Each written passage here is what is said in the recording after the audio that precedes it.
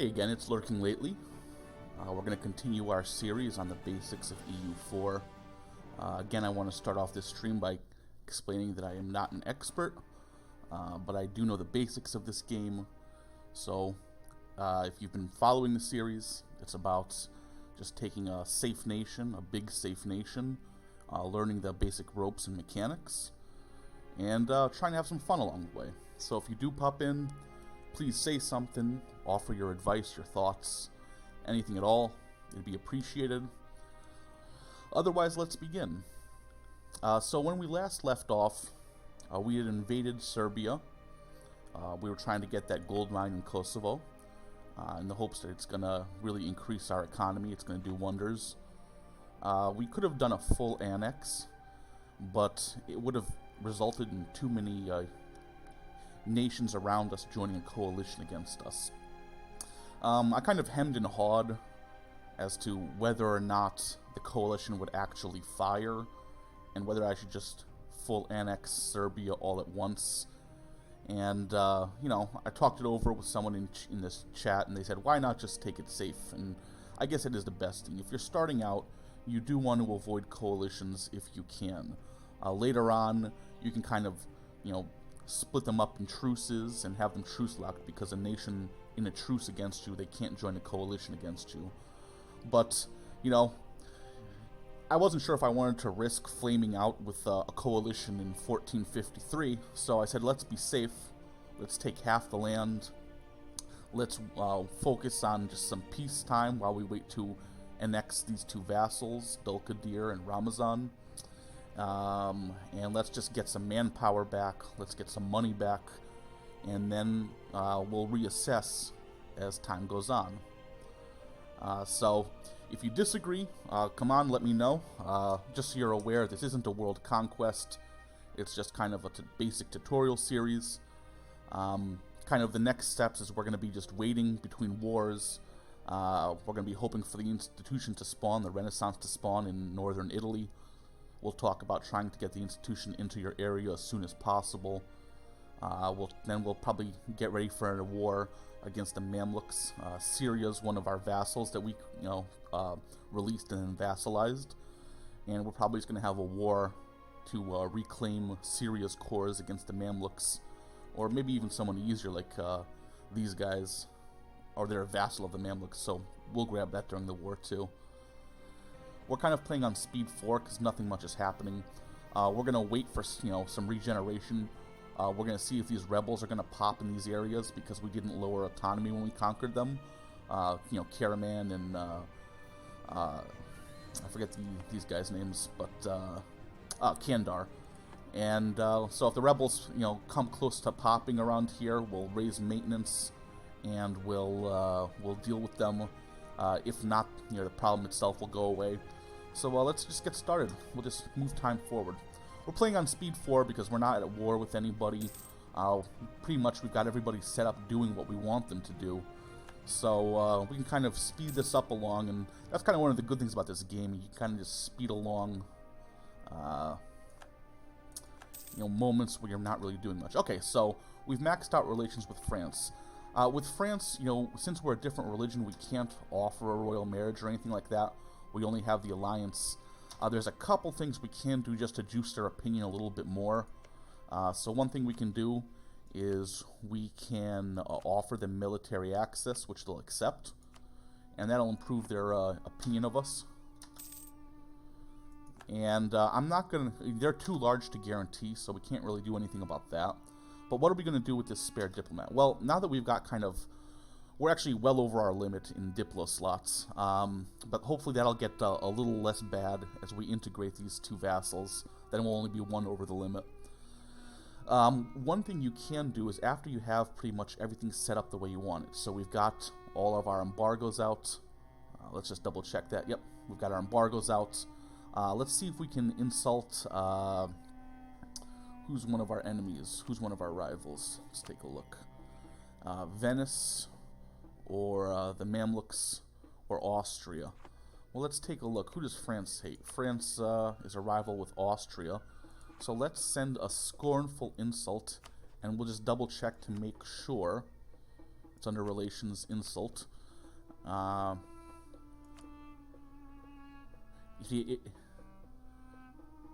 Okay, so it will give us power projection that'll keep us above 50, so we'll keep getting that extra 1 in Monarch point in each area. It'll also make France and Bohemia like us more. Early on, we could have taken an alliance with Bohemia. It's something to consider in the future, but I think France is good for our one kind of powerhouse Catholic friend. So we're going to do a scornful insult so they both like us more, so we get more power projection and whatnot. And we're good with that. Got some funny text if you'd like to see it. Okay, so we've sent out our insults. We've pretty much, have our basic alliance structure that we want. In case you're just tuning in, we're allied and royal married with Tunis, Crimea, Dawasir, that was for the religious scholar. We've got Syria, Ramazan, and Dulkadir as vassals. So what you can do is, if you're not really sure if you've done everything important that you want with your diplomats, you can go over to the production interface here, and then click on the diplomacy tab. And we'd use it a little bit in the beginning of the game, but here's actually where the quality of life gets a lot better. We can now send our diplomat out to just randomly improve relations with all of our allies until it maxes out. We can do that and send him out to neighboring countries, so our neighboring countries aren't as scared. Or we can, if we're afraid of countries, we can try to butter them up for threatening countries. Or in our case, I think a good idea would be to send out our diplomat to do diplomacy with outraged countries. Outraged countries are the countries that, because of your aggressive expansion and other actions, they're the most likely to join in a coalition against you. So we'll send him out. And as long as this guy's like highlighted green, he'll do that job until he runs out of options, and then he'll kind of like turn yellow, and you'll know. But it's actually automating your diplomats after you've done all the important diplomatic work that you think you're going to use. It's really good. It also looks like, in Venice, we have enough for another claim here. Or maybe we don't.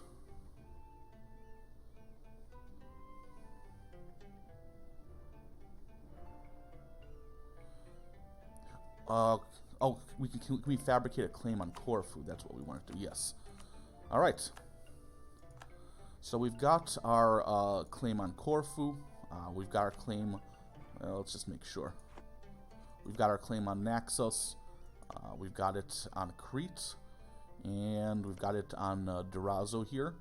So, now with spy network stuff, sometimes it's good in general to have a spy network, even if you're not going to be fabricating any more claims. Having a large spy network, it allows you, it gives you bonuses against them in battle, rather in terms of sieges.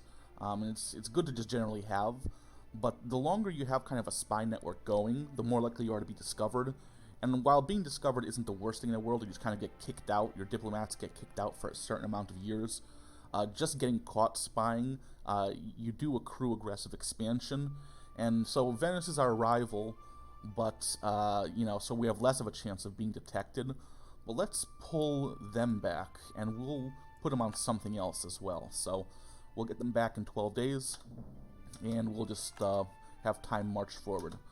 Alright, so we had one diplomat going out there trying to make nice with outraged countries. And it's our old friends Wallachia who are outraged with us. If we want, we can assign another guy to do the same job, or we can assign him to do other stuff. For instance, we can send him out to top off relations with all of our allies. And that's not a bad idea. We're already topped off with France, but we haven't really been doing much to improve relations with Tunis, Crimea, and others. So why don't we send them out to do that? And we'll just wait and kind of move along on speed 4. As you can see, our manpower is slowly starting to come back.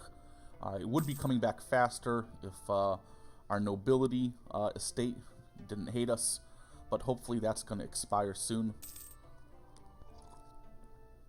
And we're slowly getting money too, so that's a good thing too.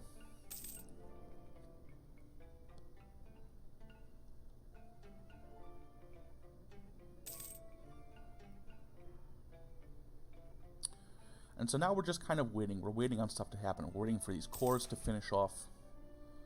Alright, let's look at this event. Again, I'm not going to read it all, because I'm sure if you are interested, you can just pause and read it, the flavor text and whatnot. So we can either get lowered unrest until the death of our king, -2 unrest in all our provinces, or gain 5 legitimacy. Our legitimacy is already at 100%, but also a -2 unrest for a little bit of administrative power and 56 ducats. That's a really good deal.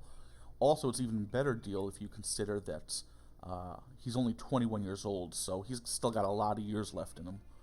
So that sounds really, really good to me. Let's do that. And already some of these rebel factions have dropped off just because of that alone. The desire for rebellion is going to drop even more when we core these provinces that we had conquered from Serbia. Oh, excellent. And we just got a new trait for our king, and it's a good one. It's well advised. Advisor costs -20%. It may not seem like much, but let's look at our national economy tab, and you'll see here that of the 31 ducats we make in, we've got 24 in expenses, and of those 24, we're paying 7.18 to advisors. That's almost a third of our expenditures, and that's after the 20% reduction in advisor costs. So that's actually a really, really lucky kind of twist of fate that fell our way. You gotta love this starter king for the Ottomans. Alright, what do we got here? So for some random reason, Ramazan likes us. Wonderful. And it looks like also we have enough spy network strength to fabricate a claim on Wallachia. And this was done kind of... I know you get claims during your missions, but someone in one of our earlier streams said, why don't we just have it handy in case we have nothing else to do? We can use it as a casus belli to attack, and then just vassalize them, because you don't really want to core Wallachian land. It takes a little bit more. There's more of a penalty to core it, but yeah, let's just say we're gonna want which is richer, Oltania or Gurgad? They're all the same. Oh, Bazau is 10. So what do you say we do it for one of these higher, more developed pieces of land that's maybe not covered by a fort? So we'll say Bazau. So we'll go to diplomacy, fabricate claim on Bazau. Bam. Now again, because I think we don't really need much more of a spy network on Wallachia, we'll bring them back. And we will have another option here for this kind of macro diplomat. Now, neighboring countries isn't a bad idea. However, it can sometimes turn around and bite you in the butt, because if you're not paying attention, they may raise the opinion of one of your neighbors to over 100.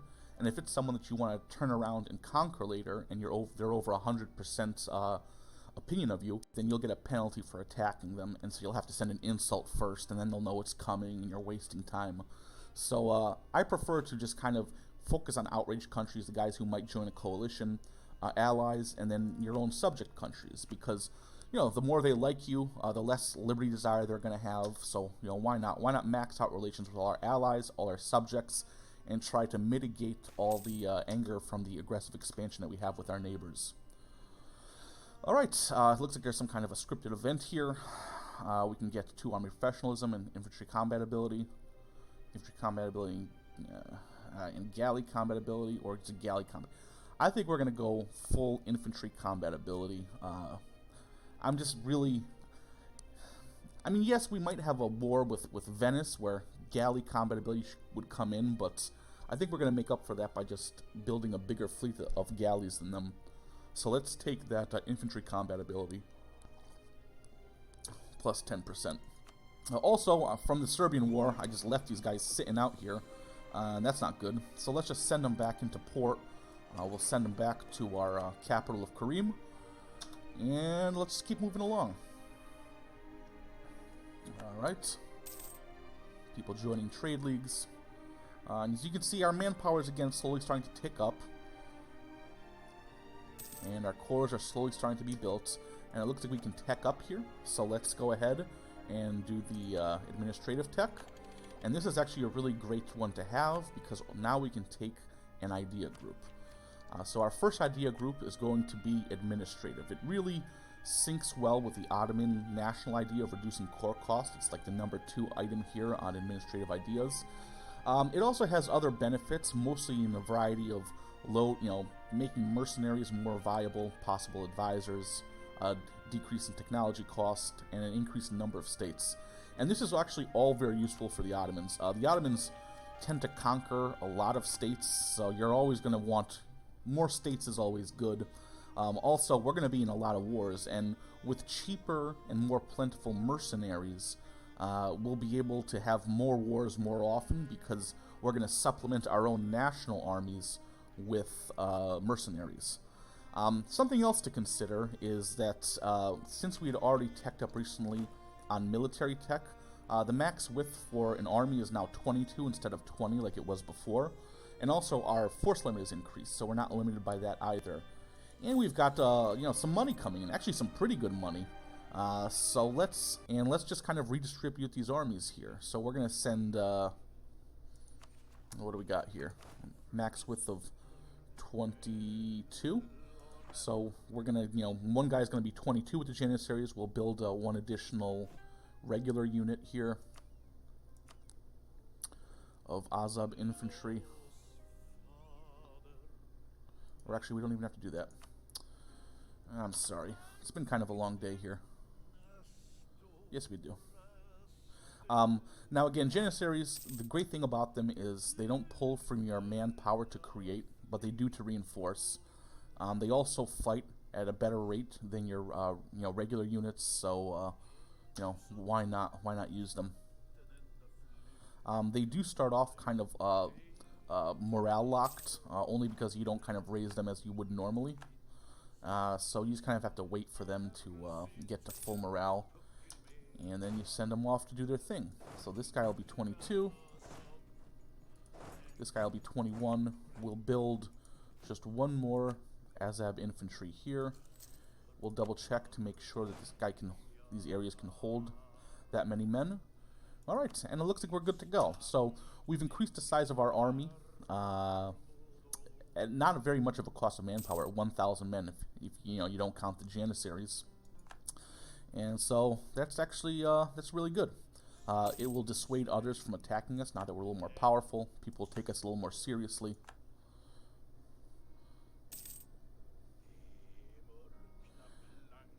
All we've got left are these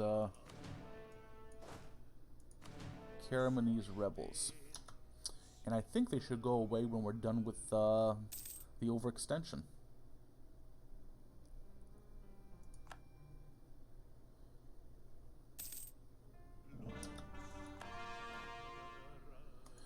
Alright, we're getting some insults. We've incorporated the land that we want. We can make Rassia a state. Again, we don't have many states right now, and we're not going to full core, so it doesn't hurt to make it a state. And so we've got all of these things that say we need to core it. These are the full cores. We're holding off until we get to that first national idea, if at all possible, since they're half-cored and stated, they're not going to add to any kind of overextension penalty. And it looks like we've got a decision here, and it's to adopt the provincial government system. So there's some flavor text. It tells you what the requirements are. And then it asks, do we want to do this? So we get, until the end of the game, a plus 10% national tax modifier at the expense of +1 unrest across our nation. That's actually something that, unless someone chimes in and tells me that we should do it for some kind of, triggered event reason, I just don't think that's a very good deal. There's, you can get more manpower by developing lands, by conquering new land, by certain idea groups and whatnot.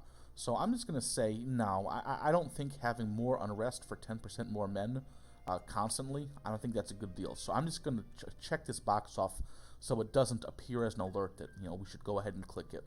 and it'll move down to the bottom of the list. So let's keep going here.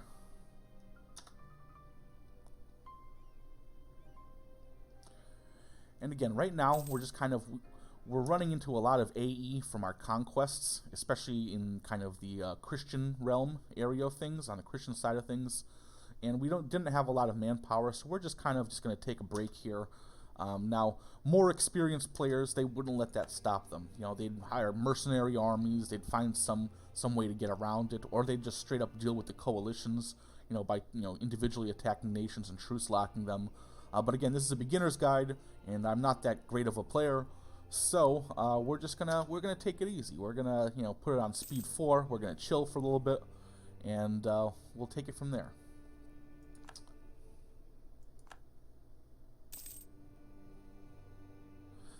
It will be a relief when we finally conquer the Knights and stop getting raided. I'll tell you that much.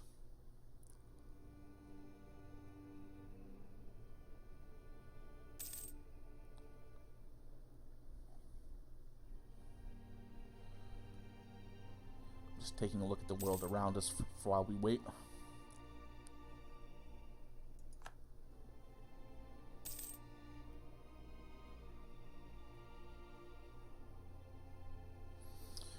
Alright, great. So the merchants are no longer angry at us. That's always a relief when you stop getting penalties to your nation. Now, here's an option. We can choose to be the defenders of the faith. It costs 500 gold. If someone more prestigious follows us after 24 months, they can take up the mantle. We get additional missionaries, reduced monthly war exhaustion, which is a great, improved morale, yearly prestige, more expensive technology. It also comes with the responsibility of being called to war anytime a Sunni nation is attacked, and I'm just not sure I feel up to that responsibility. I think we're gonna save the money and avoid those bonuses because we don't want that kind of responsibility.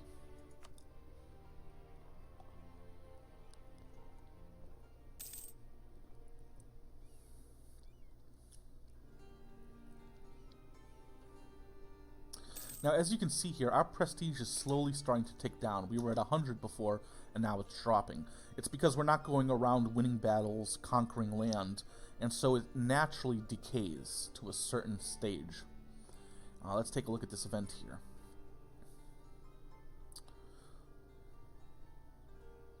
So at the cost of prestige, we can get a 50% cheaper +3 Diplo guy, which I think is actually a really good idea.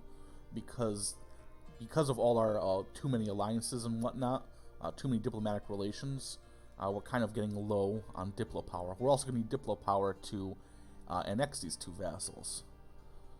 So I think we're going to pick him.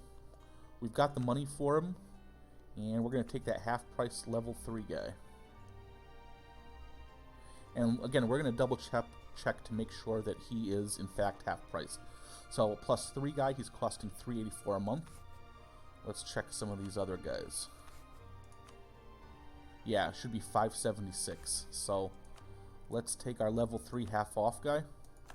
Now, you do get some bad events occasionally for having a religious, a guy from a different religion or a different culture group enter your cabinet. But I think that the positives of producing all of this, all of this Diplo power, and that for that cheap of a cost, it's very much worth it.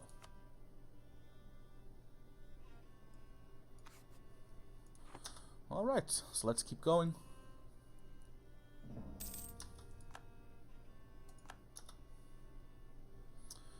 Let's see how many people hate us over here in diplomacy. We'll look at our nation. That's a lot of people rivaling us. So, well, you really can't do anything about it. When you're the top dog, everyone's coming after you.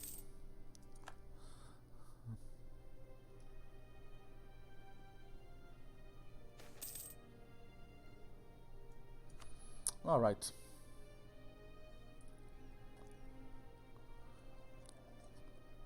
Our truce with Wallachia has ended. We're losing a diplomatic insult, CB on England. I think I'm fine with that. And again, right now, We're just waiting around. We're waiting for our manpower to come back up. We're waiting for our aggressive expansion to decay naturally over time. And that's pretty much it. And we're just kind of getting some money while we do it. So if you ever get the option for a national epic, unless you really, really can't afford it, always take it. Yearly prestige +1 is great. It basically means that you decay prestige at well, if you're low on prestige, it actually goes up, and it decays naturally at a slower rate, so that's good.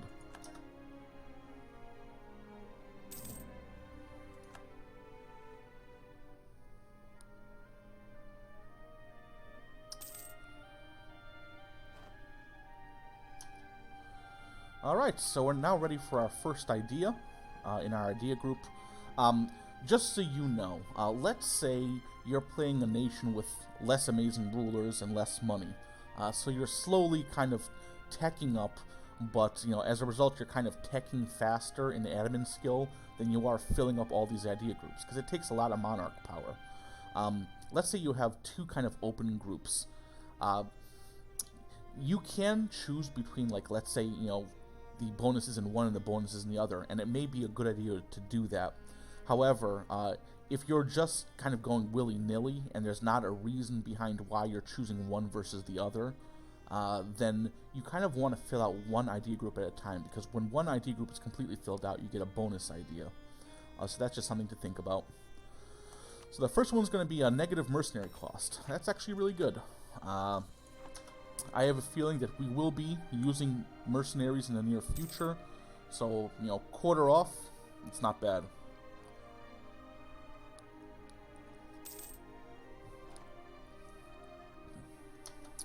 Alright, and it looks like we can enact a government reform, so let's take a look at our governments. And so this one's first starts off picked for us, and this is kind of our amazing government, so we don't ever want to change that. So we can choose two different reforms. Either strengthen noble privileges for national manpower modifier +15, or curtail noble privileges for national tax modifier +10 and reduced Umera influence. Now, we are totally picking strengthen noble privileges. We want as many modifiers to increase our maximum manpower as possible, so we're going to pick that. Because more manpower, obviously now that our, you'll see that our manpower has gone up by 15%, or yeah, here you go. So and now that we have a larger max, we're regaining soldiers at a faster rate too. So that's good.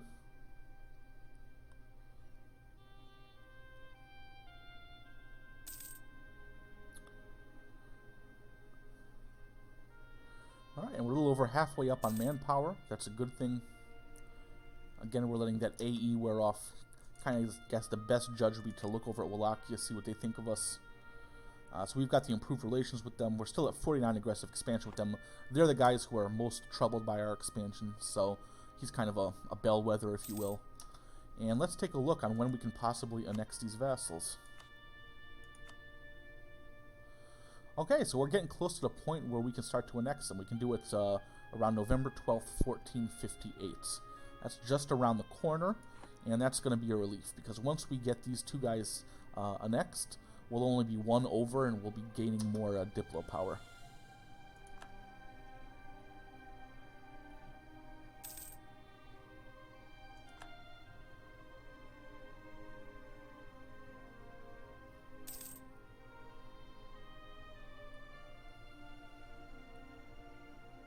And another great thing about annexing vassals is their armies and navies don't disappear. So that can be added to our own personal armies and navies, and that's a good thing too.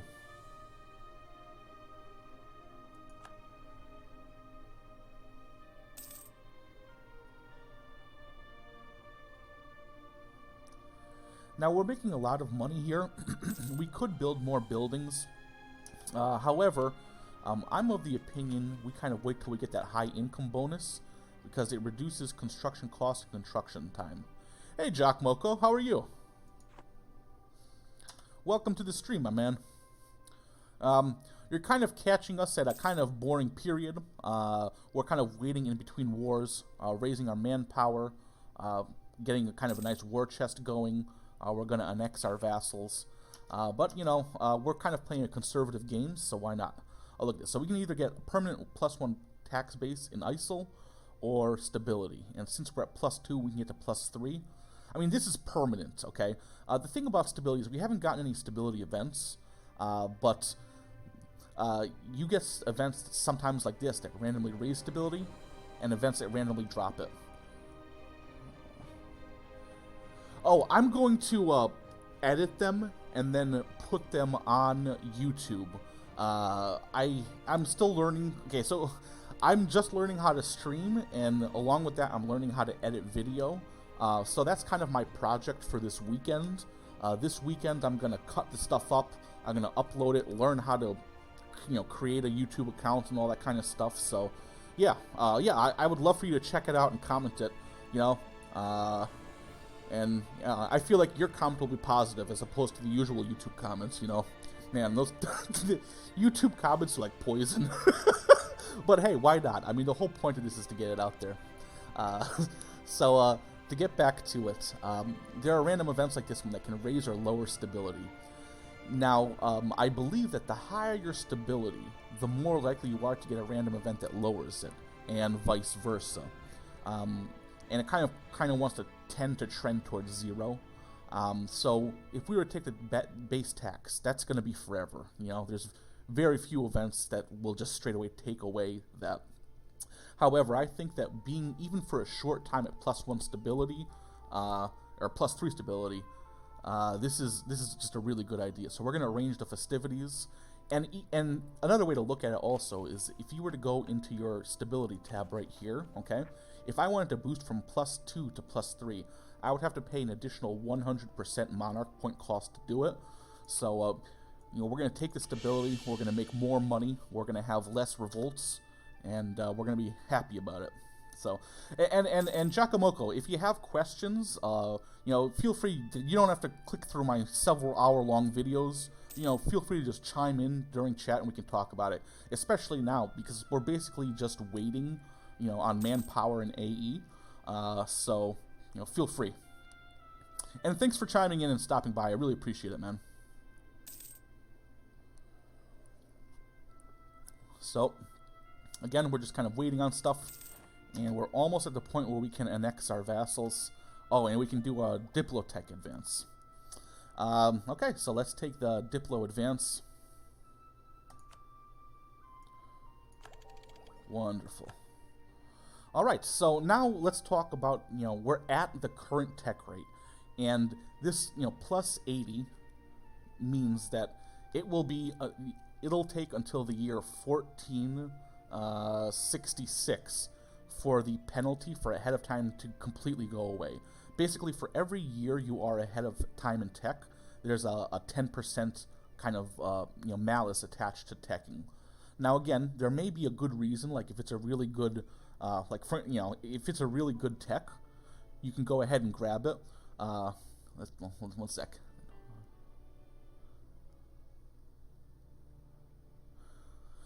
Oh, hey man, I feel you. I have a real-life job as well. But thanks for stopping by, and I will try to this weekend edit it and get it up to YouTube. It'll be under the same name, Lurking Lately, unless someone else has taken that name, and then I'll probably just do something in stream. I don't know. But hey, I appreciate you stopping by, and I appreciate the kind comments. Thank you so much. Oh, thank you. You too, man. Have a good night, and good luck at work tomorrow. You know, every year ahead, you take a penalty if you want to move ahead farther than that. Now, there may be a good reason to take a tech early. You know, it could be a very important military tech that will give you an advantage, you know, during a war if you're preparing for a major war. That's usually the most common reason. But otherwise, you're kind of just wasting, especially early. You know, if you're really far ahead on tech. So, you know, we're +8 years ahead on tech. It may be a better idea just to cool off on this, but it's also kind of a good timer. So what you can say is, okay, well, I've got 8 years till I have to worry about tech. I accrue, you know, this many points per month. So how many months until I get to about 600? Because that's kind of the base tech cost. Now, there are modifiers. There are modifiers like being ahead on time. There are also modifiers on being behind in institutions. Now, the Renaissance hasn't spawned, so we don't have to worry about that yet, but we will cross that bridge when we get there. Now you'll also notice something else here. You'll notice that, these two are at 80%, and this is only 75%, and that's because one of our neighbors is already ahead on Diplotech, okay?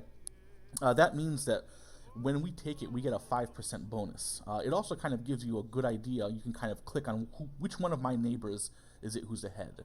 And it's less important for diplomatic and administrative technology, but for military technology, that could be important. It's a kind of a nice little warning there for you. So, let's continue going.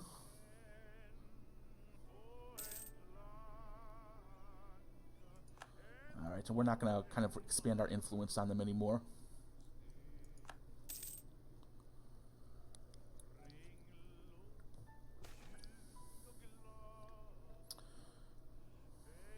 Alright, so we can lose some admin power and get improved opinion with Crimea, or not do it and have them dislike us.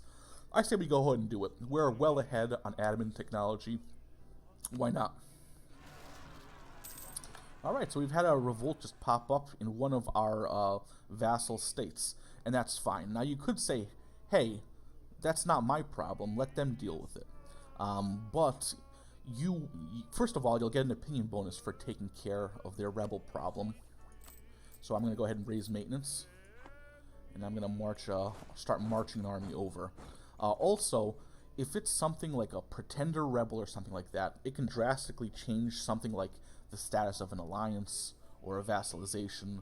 So it's in your best interest, if you're responsible for them, if you're their overlord, and you can get to it in time, if you're not in the middle of fighting a war, go ahead and take care of their rebel problems for you, for them.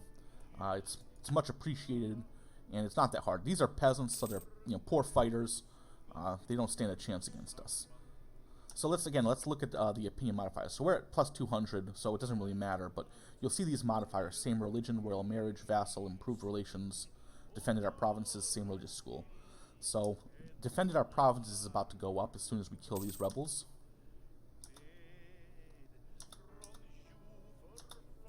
Alright, let's take a look at it again. See, so that's back up to plus 12, and now we're just going to siege out this province. And there's no like fort here or anything like that. That's why it fell to our rebels immediately. So we only need like 1 unit to sit around and siege, but we need a full 1,000 stack. Let's just leave 2 just in case of attrition, and then we'll just we'll pull these guys back again. We actually don't have to worry about the rebels anymore. So I say we get kind of in a position that's a little bit closer to the Mamluks. So we'll just pull these guys closer here. And I'll just say, just in case, we'll just keep these guys over here. Now, one thing we can do during peace, which I'm choosing not to do, okay? And that is, let's just get one more tick for reinforcements. Alright, so this is very important, but we'll get back to that in a second. One thing we could do during peace is, rather than lower our maintenance for the army down and get more money, we could keep maintenance up and then tell our officers, when they're sitting in a province to drill, what will happen is, even though we're paying full maintenance, their morale will go down to 0, okay? There's a slight chance that your general will improve. There's a slight chance your general will die. And what will happen is, you see this bar here for army drill, it'll start to go up. And the net result basically is, the higher their drill, the better they are at fighting. They get bonuses for fighting, okay? And so that's a net good thing. And so you're probably saying, well, why don't I do it? Well, one, it's expensive. You're not saving money by lowering maintenance, okay? And even though we're making even with full maintenance, we'd still be making money. We can make more money on 0 maintenance, okay? The other thing is that this full army drill, it does have benefits also. If you look over here on the military tab, see here, like if we got to, if all of our armies had an average of 20% drill, we'd be able to build supply depots. That means that we could raise the supply limit in enemy areas, or even allied areas, as long as we're just sitting there. So it's good for sieges to cut down on people dying from attrition. Regimental mustering, you can refill your garrisons with your army. I mean, that might have niche uses. That's not that useful. Conscription army, you can regain manpower when disbanding. That's actually really good.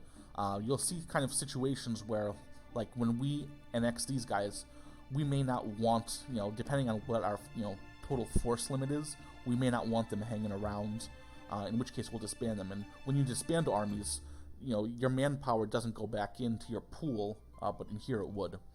So that's actually a really good one. That's at 60%. Permanent army, reduce morale taken, damage taken by reserves. That's also a good one too. Later on in the game, you're going to be having just these massive battles, and you're going to keep on sending in too many people, and they're going to be waiting in reserve. They'll get morale damage normally, if they're just waiting on the sidelines. But so that's a good one to have. And then finally, professional army. Army drill game modifier is actually great because you can kind of keep you guys constantly drilling. However, let's talk about the drawbacks of drilling. One, again, you make less money.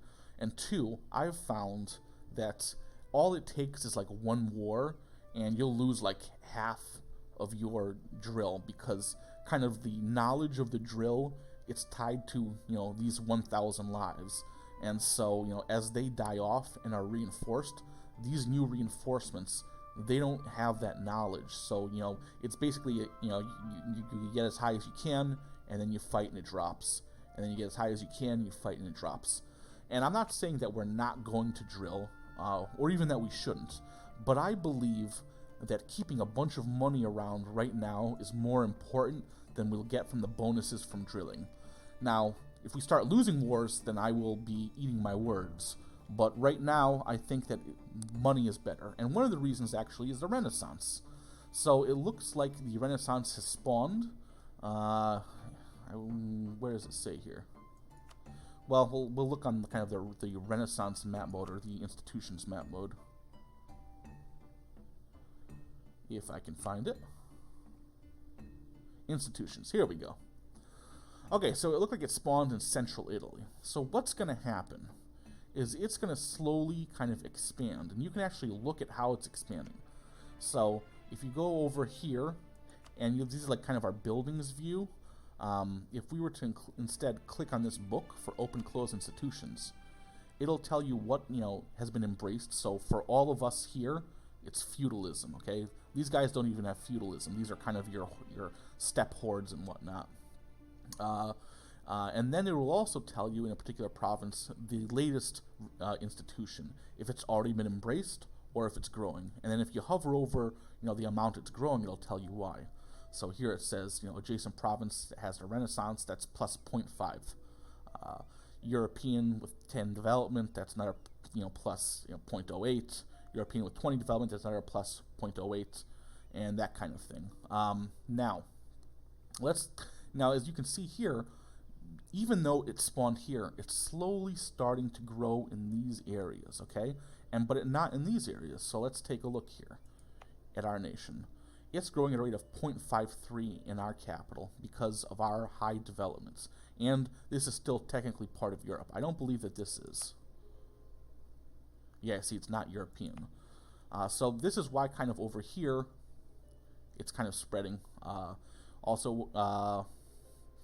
Now, there are ways also that we can increase kind of the rate at which the Renaissance is being spawned in this area. Now, you will get bonuses if, like, a friendly neighbor has it next to one of your territories. We don't have any friendly neighbors. You can also force spawn. And this is more important if you know that you're going to be far away from where it spawns. Now, the Renaissance always spawns in usually, almost always, in northern Italy, but always in Europe. So if you're playing a game in, India or Japan or the New World, and you are you already have feudalism embraced, and you hear that the Renaissance has spawned, well, you can either wait, for hundreds of years for it to slowly filter across the entire world, or you can go ahead and start to force develop it. And to force develop it, my recommendation is let's take a look at kind of gross developments. So here in Athens, we have 0 Renaissance amounts. It's growing at 0.06 a month, right? Now let's just increase manpower by 1.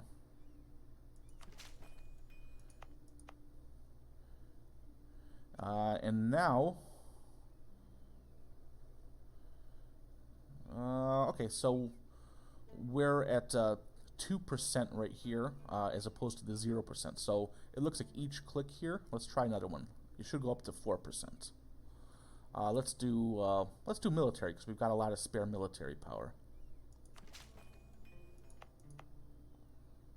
See, now we're at 4.1% of the Renaissance spawning in this area.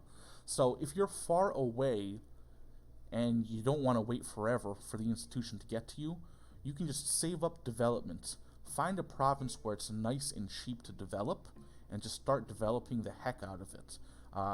And so it looks like you know, we kind of force it, you know, to go up, you know, each time we develop. And this is actually a good thing, because you see here. Okay, so we could just wait for it to naturally occur, for the spread to naturally occur. Now this looks like it's our highest, you know, kind of area here, and so it says here we should have it by 1475. That's quite a ways away. And what happens is, now that the institution is spawned, why do we care about getting this institution? That's probably even more important.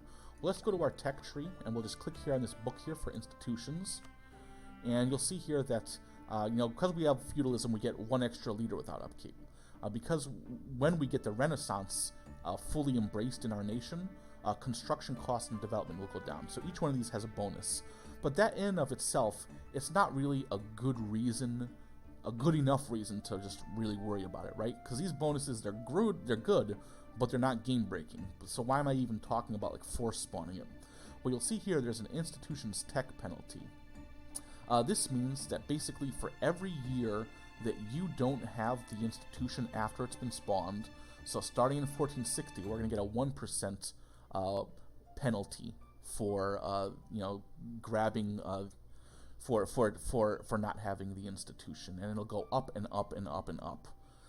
So again, if you're far away, you can kind of force spawn it when you want to. Here though, let's think. When do we want the institution? When's the break point where we really need it? Well, it's kind of, you know, it kind of depends. How you know, how badly do you want it? Now, the way I see it is this: the biggest drawback we have is the institution tech penalty. Okay, our next institution is going to happen. Our next kind of group of techs where we have to tech up, that's going to be in 7 years. Okay, you see, it's all, you know, plus 70. So in 7 years, we'll have to pay a 7% penalty on taking that tech. That's actually not that bad. And then I believe it's 13 years between each technology, right? So we wait 7 years, we pay the 7% penalty on our technology. I mean, it's not ideal, but it's not bad.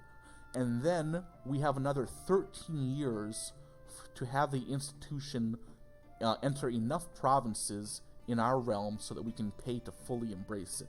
So roughly we have 20 years before we have to tech up after this next round, okay? And at that point, we're going to have an institution tech penalty of 20%.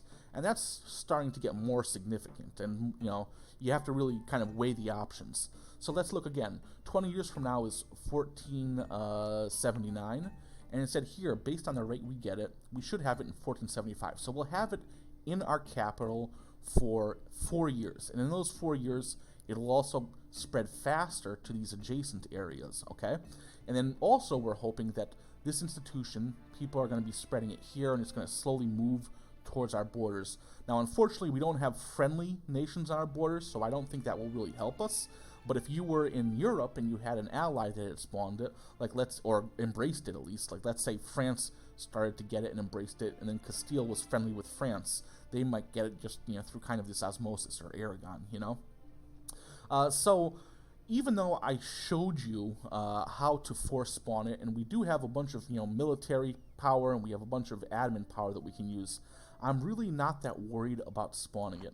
Okay, and before we get too far again, how do you embrace an institution? Okay, so in order to embrace an institution, you need to have a certain percentage of your nation's development embraced that institution. I believe it's 10%, if I'm not mistaken. Correct me if I'm wrong. So once you get the institution embraced in 10% worth of your development spread out between your provinces, you can pay gold to just have it spread automatically to the rest of your provinces. Now, obviously, the farther you spread the institution before you choose to embrace and pay the gold. Yeah, see here it is, 10%. So after you get 10%, you can pay, but it's going to cost a whole bunch, okay? But if you have it spread beyond 10% of your total development, well, in that case, it's going to cost less and less and less, and then like these guys, like it looked like it spawned here in Milan. They're going to get it just naturally, so they don't even have to worry about paying for it. And they're small enough, it'll spread before they, decide to embrace it. So that's pretty much it for what do you call it, institutions. And you'll see that there's basically, different, things that spawn. So in the beginning of the game, it's feudalism. Most of the West has it. And again, we can just double check that by going here to this map mode, the institutions map mode. So most of the West has it, feudalism, and then right now, these guys are all growing it. We're growing it a little bit here, and it's growing kind of in bits and pieces all around. The next one's going to be colonialism.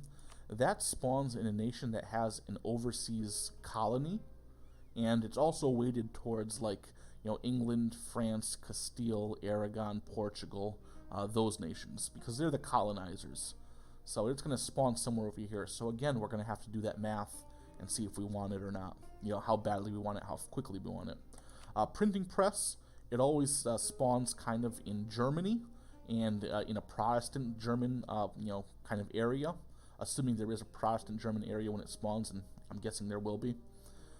Global trade, that spawns in one of the provinces in the most valuable trade node in the world. So it's going to be one of these final destination nodes, like Venice, hopefully, and hopefully we'll have control of Venice by then, Genoa, or kind of the English Channel, Flanders area. Manufactories, I don't quite... Honestly, by the time we get to manufactories, I usually don't even play the game anymore, because at that point, I've been playing for a long time and I'm burnt out, and either I'm doing really well or really poorly, so I don't worry about it.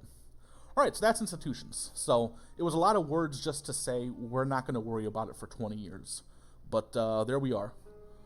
So let's keep on going.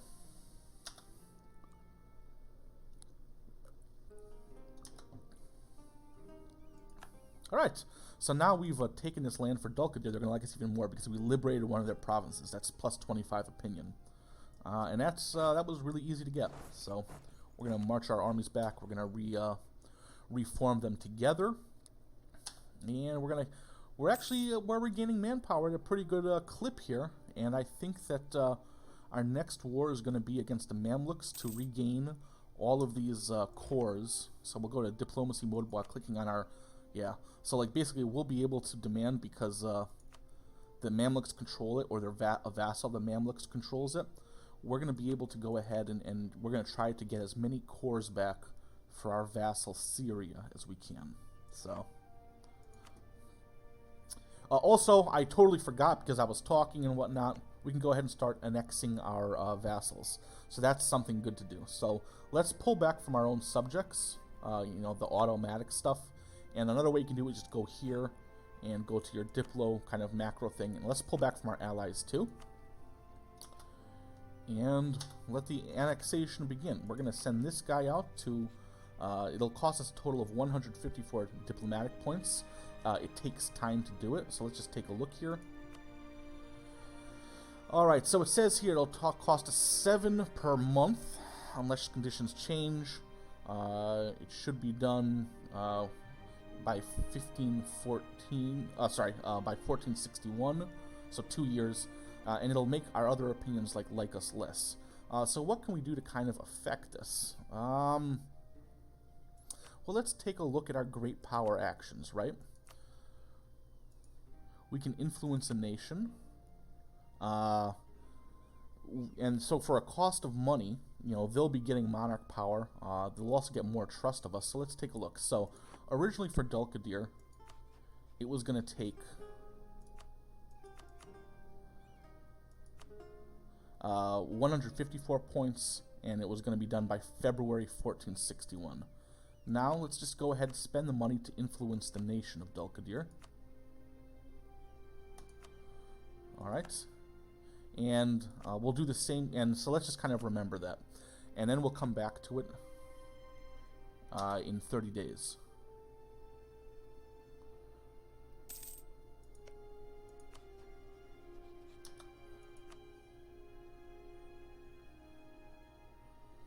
Alright, so that trust really didn't help that much. Let's just go ahead and annex these areas here.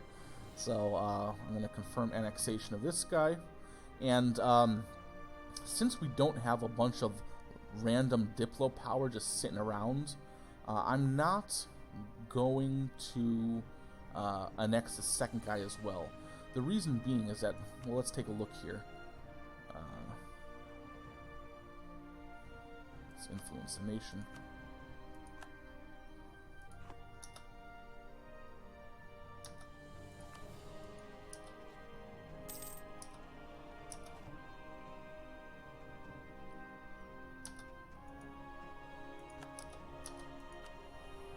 You see, what this means is that right now, as we're annexing this guy, we're getting 0 per month, okay? If we were to start annexing these guys, we would be going to -7 Diplo power per month. And then once we hit 0, it'll just kind of be at a standstill. And so I don't like that. If we had just a bunch of like stockpiled like we have for military power, or even admin power, I'd go ahead and do it. But let's hold off. I'll tell you what we will do though. We're gonna go ahead, and since we're kind of like waiting, right? We're just gonna improve relations with them because we were already kind of at the edge. But once we fully annex Dulcadir here, Ramazan's opinion is gonna go down by 30, and so we're gonna have to get it back up before we can choose to annex them. So let's let this roll forward. It also looks like we can take another administrative idea. So again, let's just double check. Let's just take a look at our tech. We're still like, we're like 7 years out from the next tech, and we generate like 14 per turn. So I'm not worried about making that up. So let's take that next idea. This is the core creation cost minus 25%. That's really good. Now again, we could just be happy and just say, okay, we've got that 25% discount. Let's full core these guys. Let's make it official. But I say we wait just a little bit longer for our third idea, and then we'll get our national idea.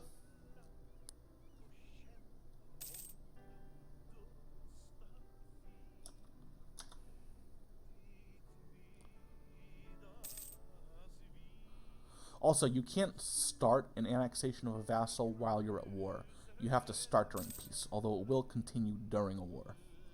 Just so you are aware.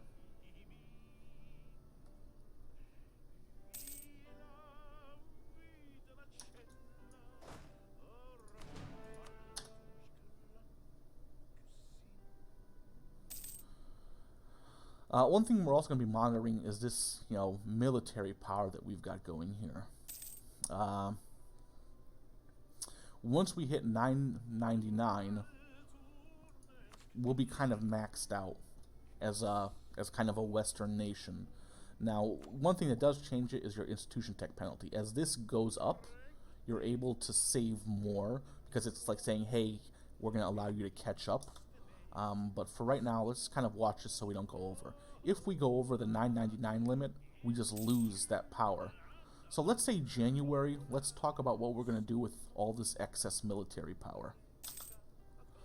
So what can we do with military power? Well, if our legitimacy was really low, we could go over to this government tab and we could strengthen the government. Okay, that's a really good way to do it.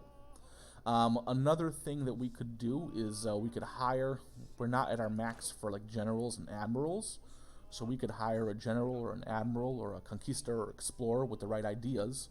and that's not bad because it's got to get done sooner or later. Generals die either during battle or usually from old age, and they die fairly frequently as well. So that's something we could do with it. But what I'm saying is, why don't we take this military power and invest it in development for our kind of land here. So let's take a look here at what we got.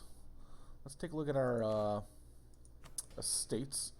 So the Umera likes us again, so that's good. And remember, we get a full, 100%. We get an increased bonus for improving land where the Umera is in terms of military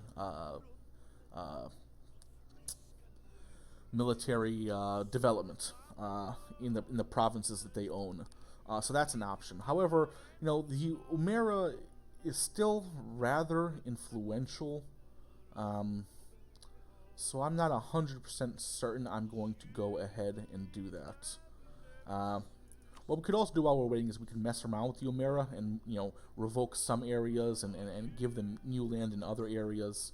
But I'm gonna hold off on that as well, only because it's kind of boring watching me look at a map and saying, oh, well, let's give this here and let's take that away, and just doesn't seem like very interesting stuff. And we already talked about how to do that, so we're not going to do that. The other thing we could just do is we can just go to our macro developer, okay, and we can go to the development tab, okay, and then we can sort by cost so that the cheapest development cost is at the top, and then we can just start developing the land, okay, and it'll give you the cost, how much it will take to develop it. Now again, why are we wasting, well, not wasting, why are we investing in development as opposed to something else? Well, tech, we're we got another 6 years before we have to worry about that, and we're getting roughly 12 per turn, so that's 144 per year. 144 times 6 is 600, like 720, something like that. So we'll be well over it, even if we do have to spend occasionally military power. So I'm not worried about that. So let's go back to and again, we could just develop military power in like one of our provinces, just the heck out of it, to help create the institution, to help it come in sooner. But I'm going to say, just for the sake of speeding this episode along, and so it's not another episode of me talking forever, let's just go to where it's cheapest, okay? And let's just increase manpower there, okay? And so let's take a look here. We have a max of 48,271, and we get 457 a month. And so now let's just increase manpower here, and here. And you see I'm kind of going for these cheapest ones here. And we'll keep going. Alright, so now we're up to a 43 points a turn. And we've spent a bunch of military power, about 200 or so odd points. Let's take a look here. Now our max manpower is 50,833, and we're getting 485 a month. And I say, let's spend a little more. Like, we don't want to spend it all because you never know when you might need it for something. But let's develop just a little smidge more. Let's get all these 43s up to 45s. Okay, so now we're down to 450, and we've got a max manpower of 52,188. We get 500 a month.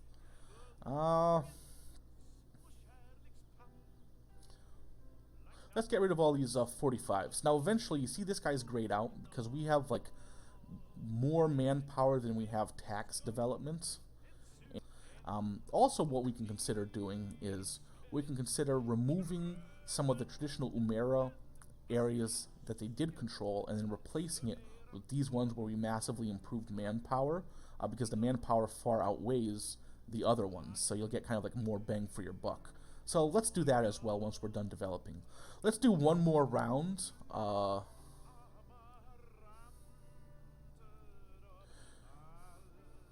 Let's do one more round of, let's get rid of all these 45s if we can.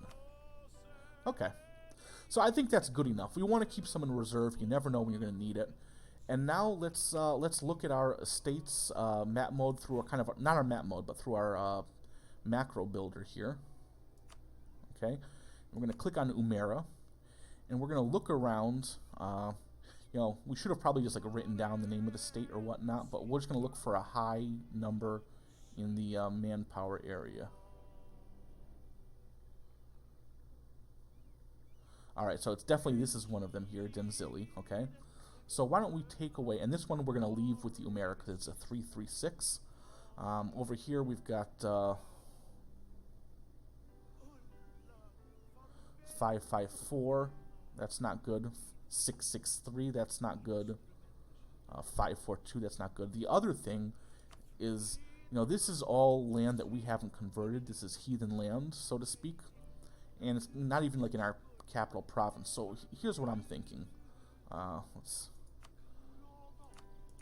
get out of here. This, and let's just take just one more peek over here and what we've got going on over here. Yeah, you see, it's just not well distributed. So right now the Umera kind of likes us. Like I said, the break point is 40%. As soon as we revoke this land, they're going to be immediately pissed off at us. That is okay, though. It's going to decrease our loyalty by 15. They're not going to be happy about that, right? Because, you know, they want it. All right. But we're going to give them new land, okay? It's not going to make up for them being pissed off for us taking it, but let's give it up. This will soften the blow a little bit.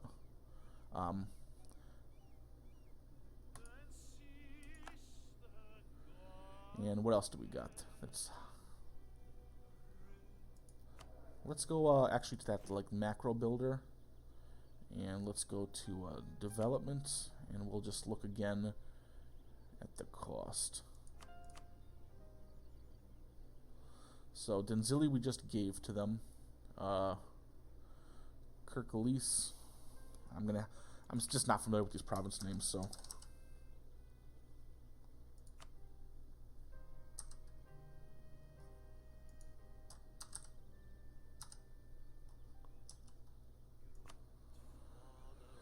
Alright, so, oh, that's not it. So this is high. This is high Kituthia, or Kutathia.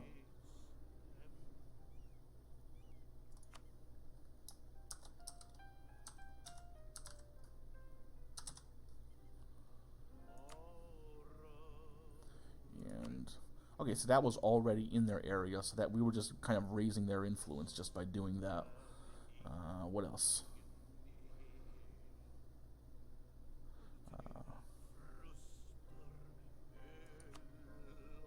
We'll just, you know, do it. So Kutathia, Kirklis.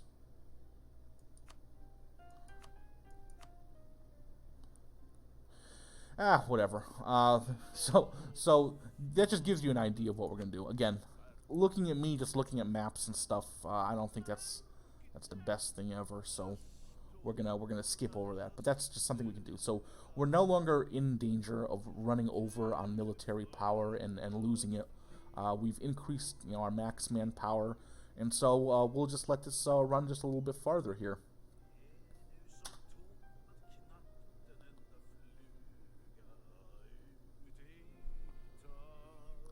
And now we're kind of at the place here where, you know, we've got a lot of manpower. If we wanted to, we could go to war. In fact, most people would probably be begging me to go to war. But again, just for the sake of this tutorial, we're just going to kind of see it through. We're going to be super safe. So we can lose diplomatic power and lose merchant guild loyalty, or we can lose mercantilism. Oh, we just got these guys to like us, though.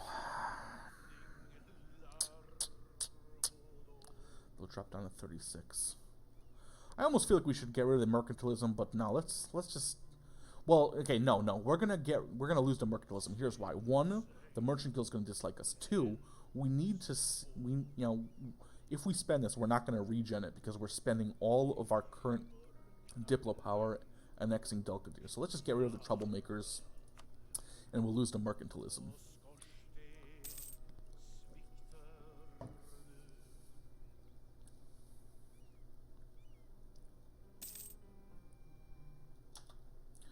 We've also accrued a bunch of money.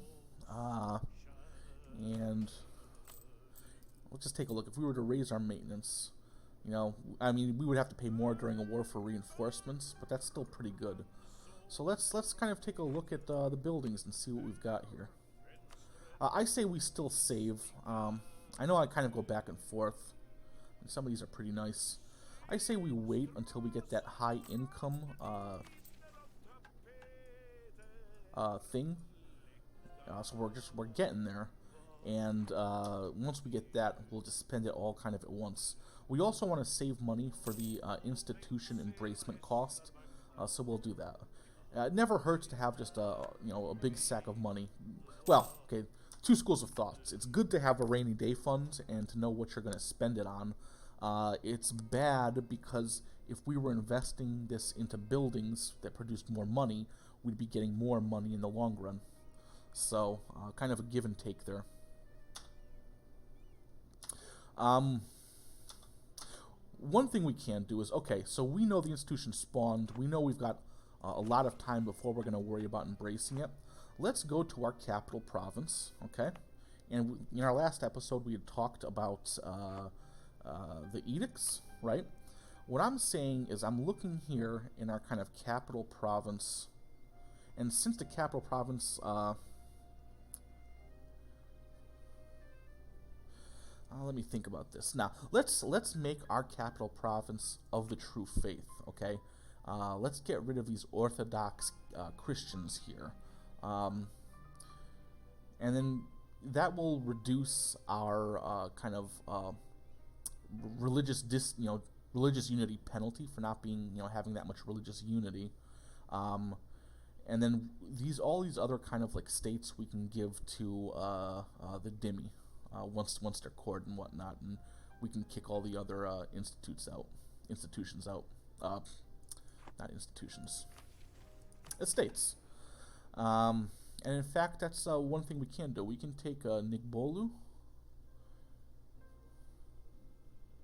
And let's just look at Nigbolu again. So that's a 663. And the dhimmi, they're kind of like the Ulema in that you'll get the bonus to the tax base, so that's good. So let's give this to the dhimmi and make the dhimmi more influential and like us more. So we're just going to go over here to estates, dhimmi. And we'll take a look at the estates, and you see that the dhimmi have kind of gone up a little bit. Also, we'll be able to recruit Janissaries from that region, so I'm sure they appreciate it.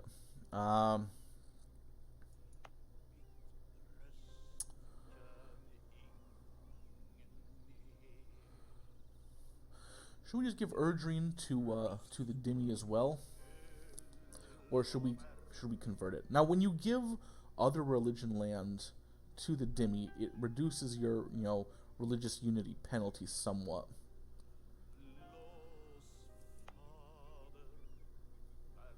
Let's take a look here. We'll go into the estates. It'll increase their influence by 2.4. Yeah, let's give this to the dhimmi as well. And so what I'm thinking is, because if looking at this religion tab, if it's going to be like a heretic religion, again, because of our unique kind of ideas,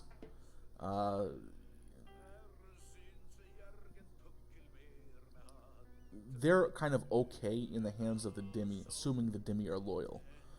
If it's heathen lands, if it's heretic lands, that's no good, because we don't get that extra Ottoman tolerance. So we're always going to convert, Shia and Abadi provinces. But kind of the various Christian faiths, Orthodox, Coptic, all that, I think I'm almost okay with leaving that with the dhimmi, assuming that the religious disunity doesn't go too far out of whack. So let's just take a look one more time at the estates. So again, we can't give our capital, obviously. We can't give this stuff that belongs to other estates, but we can talk about moving them. And then we can't do this because we haven't fully cored it. So let's keep going.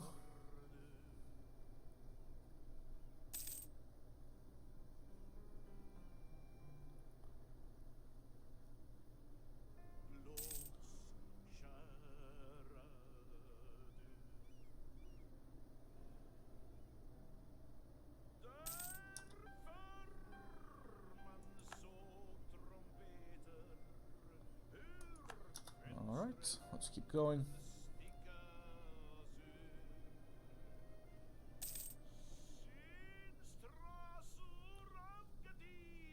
So I say when we get to, I'm kind of getting tired of waiting around. I say when we get to about 45,000 men, we look around and we see what our options are in terms of conquest. And then we plan from there.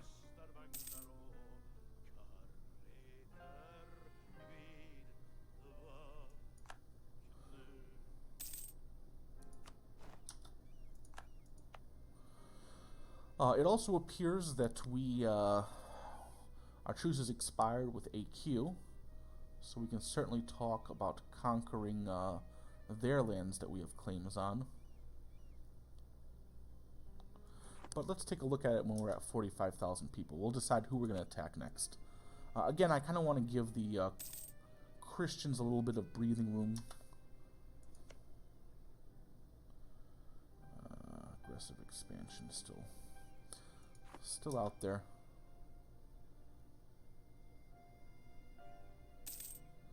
And you see our manpower increase, or regenerate, it went down because nobility is unhappy with us again. Alright, so we integrated Dulkadir. And that means that now we're only 2 over the limit. We got the Dulkadiri army here. We're going to have to decide what we want to do with them. We've also picked up the did they have a navy? I guess they didn't have a navy at all. That's too bad. I was hoping we could pick up some. Oh, well, they're landlocked. Duh. All right, so let's take a look now. With these new provinces under our control, what's our new limit here? So we're currently at the land force limit of 49 of 49. I don't see the point of having an additional 5 guys running around. I mean, I guess they could do, like, if there was some unrest in a province, they could maybe sit around and lower it a little bit. Up to 20 units in a province. If you have 20 units at full maintenance in a province, it will drop unrest by, I want to say, 5? Or is it 2? I'm not 100% certain. But let's just go ahead and... Okay, so well, here's something to consider, right? Yes, these are just new units, but he was drilling them a little bit, okay? So that does make him a little bit more useful than our guys who we haven't been drilling at all. So what the heck? Let's just take out 5 of our regulars. 1, 2, 3, 4, 5, right? We're going to select them, and we're just going to go ahead and disband them. And we're going to replace them with these guys that we got from the annexation. And, I mean, how good is it? Well, we get plus 1.8 on a couple of modifiers, but hey, it's better than nothing. We can also make Dulkadir a state and Aleppo a state. So let's just click here. Let's not do Aleppo, because if you're looking here at Aleppo, yeah, I mean, that's going to be mostly Syrian. That's mostly going to be our vassal, so we're not going to worry about Aleppo. But Dulkadir, that's definitely something to consider, making a state. If we were to make it into a state... man, my little chat thing. Let's pull it up a little bit, huh? We get a little bit more money.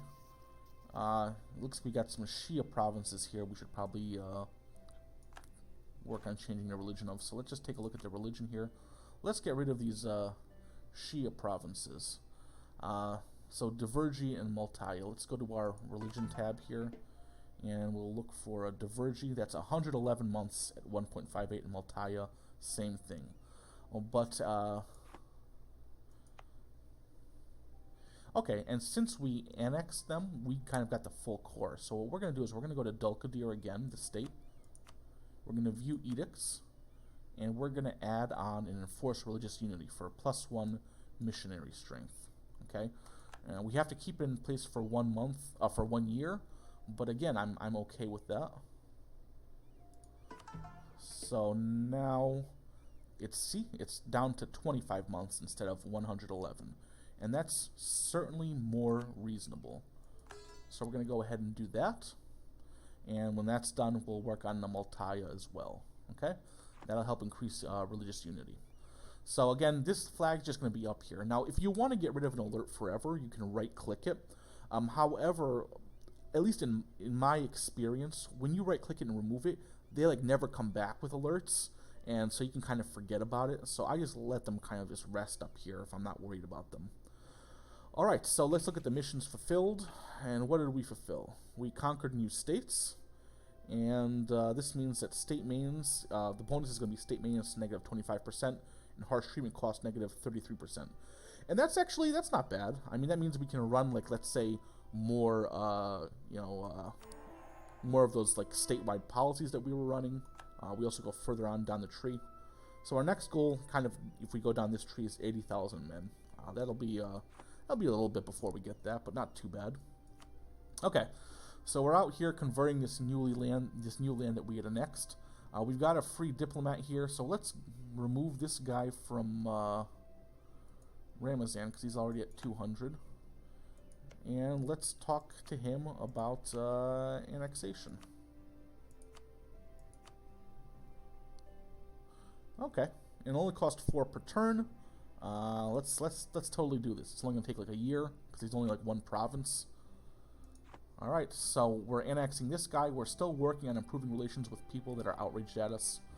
And I say that, like, with this new guy, let's hold on to him and let's plan a war. Let's stop beating around the bush. So let's raise maintenance on our armies. Kind of a new problem that people get is that they where's it going to? Treviso. I'm okay with that. Kind of a noob thing is you put your army maintenance to 0, you forget about it, and you're like, okay, well, I'm ready to attack. And you attack and you realize, oh, they're still on 0 maintenance. It takes about 4 to 5 months to get people up to full maintenance. And I think our best next move, let's take a look at our ledger. Let's take a look at first the Mamluks' political situation. So they're allied with Najad and Shamar. And I don't think they're going to bring that much to the table, but we're going to double check the ledger. So now let's take a look in our ledger here at army size. So we're going to military, we're going to go to armies. Mamluks have a total of 38,000 men, 28,000 infantry, 10,000 cavalry. We have 36,000 infantry, 8,000 cavalry. So I'm feeling pretty good about that.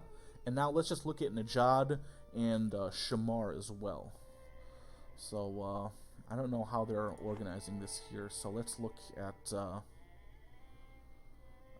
just by name here. For Shamar,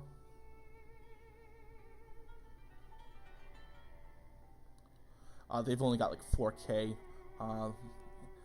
And they got not that much manpower. And let's just look at Najad again.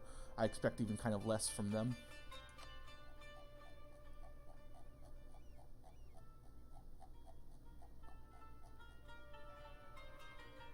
Yeah, they've got like 5,000 guys.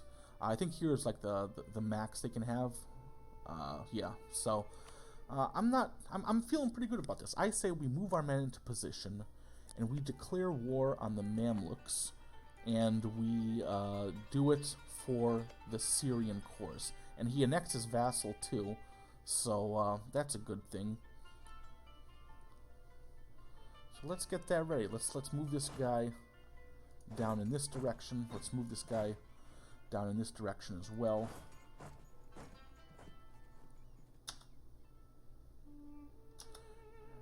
And we'll just keep this diplomat here because we are going to be going to war soon. Also, let's check out the Mamlukian Navy.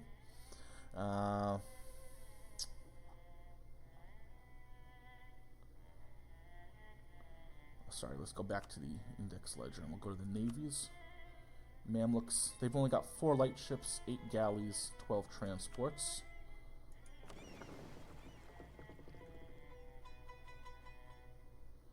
Yeah, I'm feeling pretty good about that as well. So let's bring our privateers and have them join with the main fleet in ISIL. Our power projection is going to go down because we've stopped privateering our rival. But again, that's okay.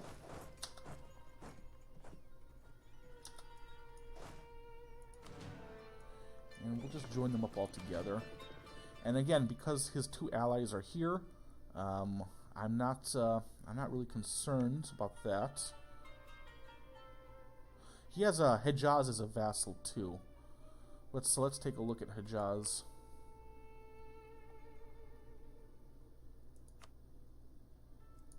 The armies. You can also kind of type it up here. I don't know why I'm scrolling down. They've got about 8,000.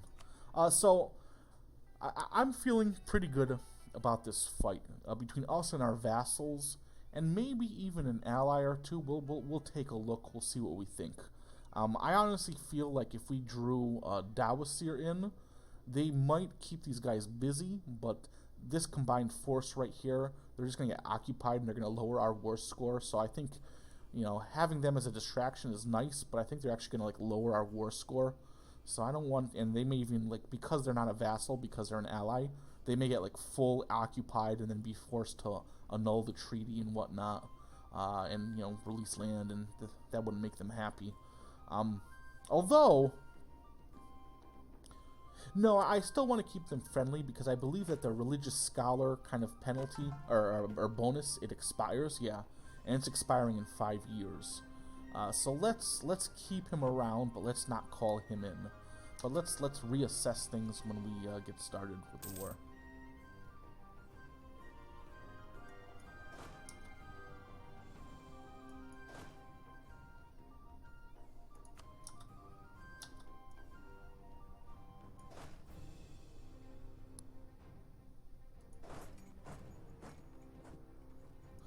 And I say we kind of look at this war starting in June. All right, so let's just, it doesn't hurt to look, you know.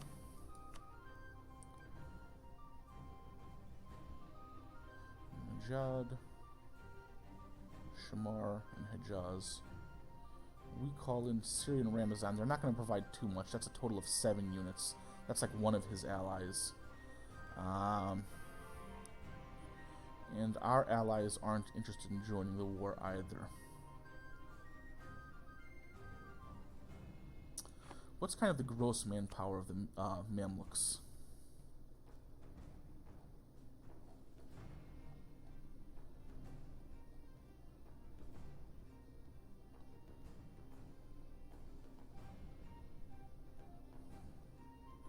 They have 39,000, we have 45,000. Their total army is going to be a little bit bigger than ours. I feel like with... I feel like this stream... Hey, how you doing, Rickert the Dutchman? How you doing, man? Good to see you. I hope I just missed your message and you haven't been talking for a while. You're actually at a good point. I think I'm going to take a risky war against the Mamluks. We're going to do kind of a reconquest for Syria's cores. And I think that their army is going to be bigger, but I'm feeling pretty good about this fight. What's their tech level? So they're at military tech 5. And so they're the same tech level as us.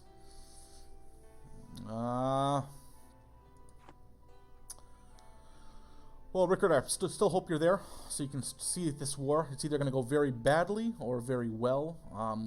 We're going against a larger, a slightly larger opponent, but I still feel pretty good about this. Let's see what else we can glean kind of from diplomacy here. Can we see what their ideas are?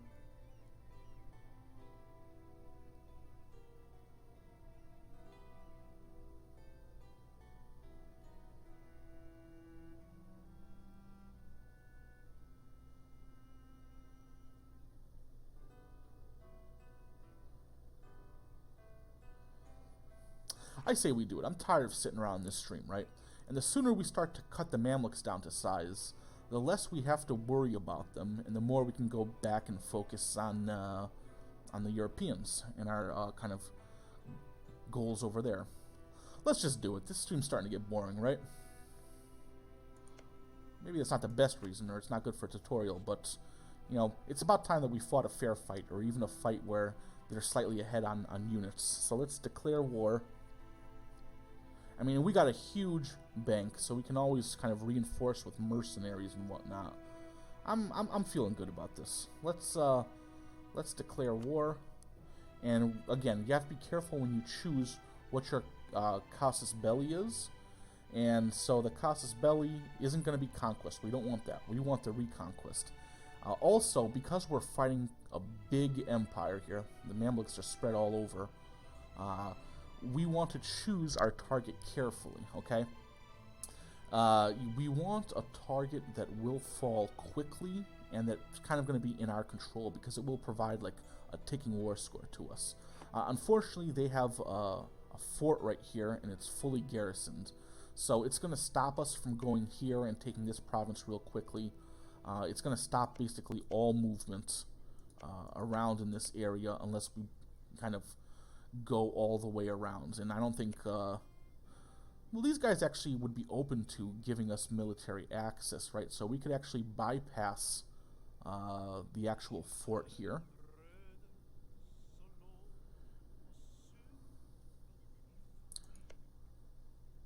But I also like the idea of kind of just holding up here. Well, let's see if these guys will give us military access. And they will. So that's going to cost us another Diplo slot, which is not good. But it's good for this war, because then we can kind of position an army here, an army here. We'll send in a force to siege, and these guys will be here to kind of reinforce them if they get attacked by people trying to relieve the fort. And it'll probably keep them from doing shenanigans here. Let's see who they have military access with.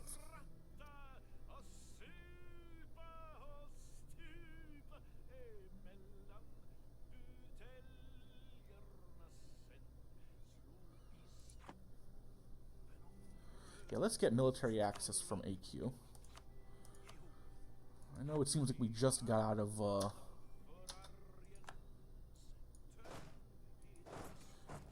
move these guys to Hama, and these guys to Aintab, and we'll wait for this. Well, we don't even have to wait for the start of next month because we're kind of get blocked by this fort. So let's support the hardliners here.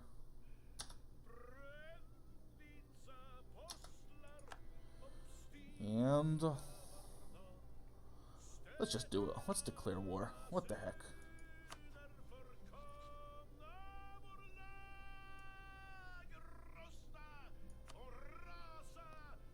And it's going to be,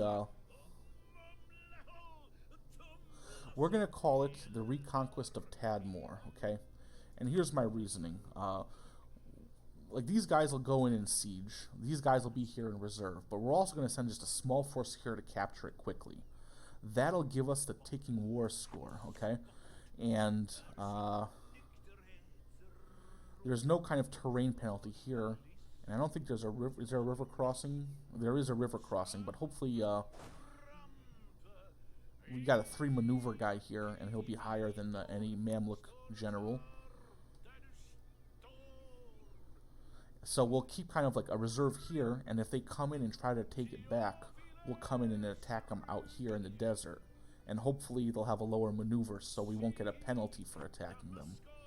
And then these guys are going to siege us down, and once that's open, we're kind of just going to keep moving down until we've achieved kind of all our objectives of all the Syrian cores, or as many as we can get in a peace deal. Man, Syria has a bunch of cores. Let's do it. Let's do it. I gotta psych myself up for this. I just don't want to fail in the middle of a stream, but let's do this. Rickard, are you there? I'm willing to take advice here. They're a little bit bigger with all their allies. Let's do it. So they got... well, we gotta wait for the allies to get called in here. We'll see how they do. Okay, so kind of balls in our court because we've got it paused here. So we know that this fortress here, it's got a garrison of 2,000. It's a level 2 fort, but we're gonna move in with our general. Let's move in the full amount, and then we'll just pull back what we don't need. Oh, look at that. We could have taken that. It's not blocked by this fort. I would have thought maybe it's because we're moving from our territory. They can't block it. Okay, so you live and learn. So if this territory was owned by the Mamluks, we wouldn't have been able to go here. But since it's owned by us, we can. Now they got 14k here. So let's just move the... No, we don't need to do that. Let's be smart about this.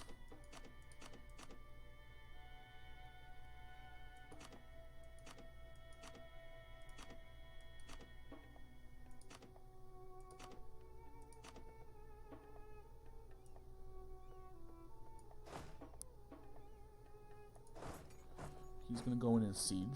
Okay.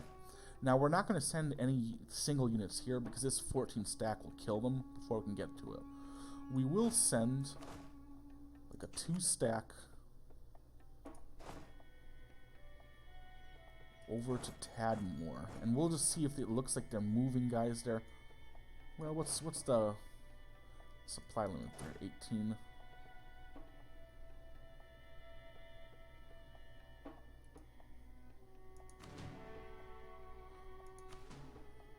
Let's split them in half. So these guys can always come in and reinforce along with these guys if they try to relieve the siege. I'm just a little worried there might be some Mamluks hiding out in here, so I'd kind of like a force that can withstand an attack when these guys reinforce. So let's do that. And also, let's just double check and make sure that we've got the right vassal jobs available here. They're both like small, right? So let's make them defensive, okay? Or should we make them supportive? Let's make them supportive, but make sure that we're not telling them to attach anywhere.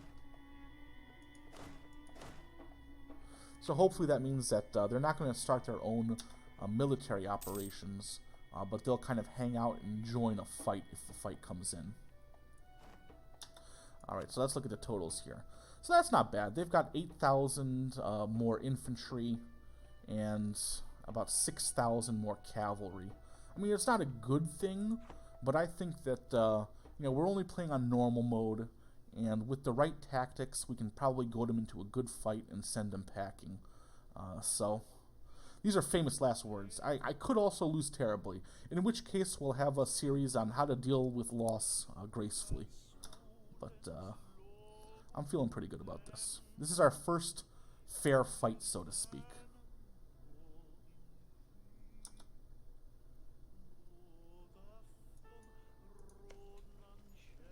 So these guys only need 6 + 1. It looks like they're going to go in and try to attack either these. It looks like they're going to try to attack this army. So let's... And we know that there's no one coming here. We know that he's going towards Antikia. So let's just, let's pull these guys back in this direction, okay? Eintab is some highland, so they'll get a defensive bonus. They'll also have a river crossing, assuming we can get a general. Well, that's a 3 maneuver general, so I don't know if, you know, I don't know about that. I don't think we're gonna get that penalty. Alright, so now we've got that, and let's kind of just move back a little bit, right? We've got our war goal, so let's look here. Now that this is actually kind of a more reasonable one-on-one fight, different war goals have different goals. In this case, it was a Reconquest of Tadmor. We've taken that, okay? So what that means is, right now we're at 0, and we can get up to 25 for controlling the war goal of Tadmor, okay? And you'll see next turn that this neutral sign, it's going to turn into a plus. And it'll start, you know, ticking up. This scorecard will start ticking up. But that'll only give us like 25 total points. occupying enemy land will increase our score, and occupying forts especially, and winning battles, that will also increase our score up to a certain point. If we lose battles, if they start occupying our lands, then our score will start going down, okay? So that's how that works. And we'll just look next month, just so you can see. Oh, he's going straight through Adana. Didn't think about that. Okay, that's not ideal. I probably should have left this guy here. See, but this is a capital fort too. Yeah, see, I wasn't thinking about that. Heck, I could have, as a vassal, even built him a fort. Alright. Well, what can we do here? One, we've got plenty of military power. Let's get another general, huh? And in fact, we can probably get a... See, right now we only have a military tradition of 37.7. If we go to the estate interaction, well, they're already kind of at high influence, so we won't do that. Let's just get a regular general. We've got the military power for that. That's not bad at all. I mean, I prefer more shock, but we can deal with that.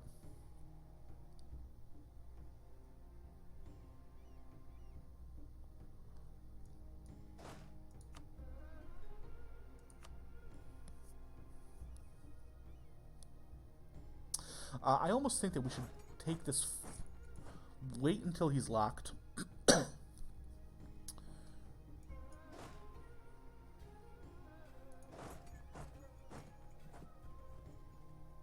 Because he can walk right over that fort. But 12 on 14 with... Okay, so there's no defensive bonus there either. We shouldn't do 12 on 14. Let's... what's the best way we can do this? Okay, so we should also move our fleet out. And we'll send him out to blockade here. Okay. We should win the fight. Probably should have joined them right away. We should win the fight, in which case, you know, we'll go back and regroup, you know, we'll repair our ships, and then we'll come back out, because we can basically do a blockade of all this land, or as much as we can, and that'll increase our war score. For this one, it's just a fast maneuver.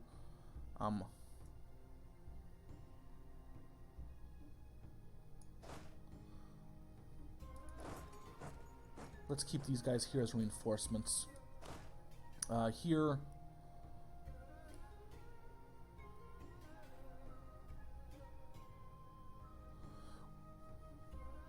Let's see where he decides to land. We'll kind of shadow him, and we'll mark up when necessary.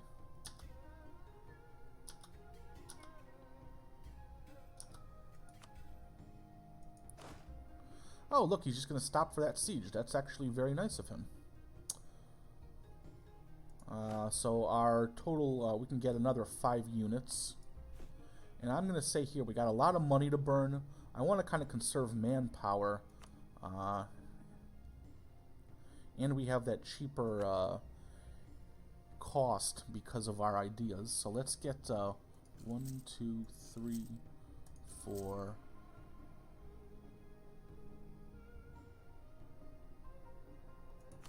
1, 2, 3, 4, 5. That'll put us at our limit. So the idea is... Alright, I got an even better idea.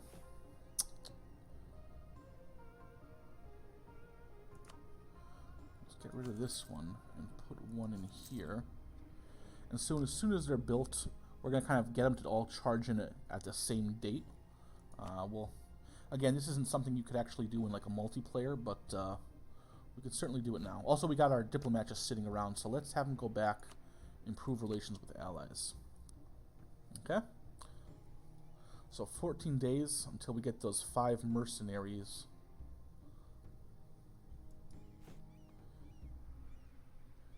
And let's just double check they're all being built in the right spot. 1, 2, 3, 4, 5. Alright, let's give it, let it roll forward 14 days. And it looks like they're sending another group here. And if that's the case, I'm going to get... Well, we're going to wait for these guys to kind of appear here.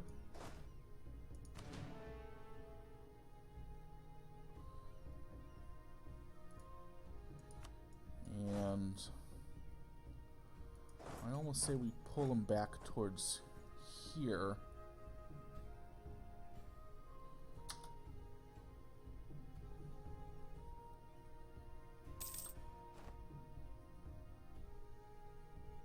He looks like he's beelining it over there to kind of create a doom stack. One thing we could do is this fort's in no threat of falling right now, but you know, so we can let kind of attrition eat away at his army. But you see, he's sending these reinforcements up too. So I say we kind of relieve the fort as soon as we can, kind of marshal our forces, and then kind of take this guy out who's coming up. So one thing we can do is we can look at kind of the dates that these guys are all going in, right? We're going to take a... We may take a crossing penalty. I don't know if that counts because, you know, it's a friendly fort, but we'll find out in a second. So this guy's going to arrive on September 15th. That guy also. That guy also. 27th. And 26th. So... 14 on 14.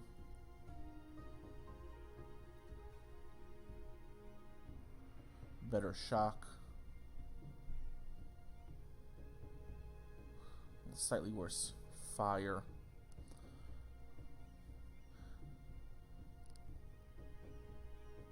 This guy's still... Yeah.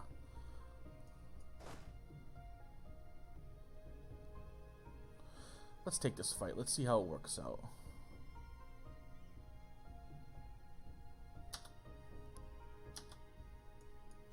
Right, so it looks like he's actually changed his mind. And he's going to attack these guys who are besieging this fort. Now he's changing his mind again. And now this guy is actually going back into Antiquia. And I'm okay with that.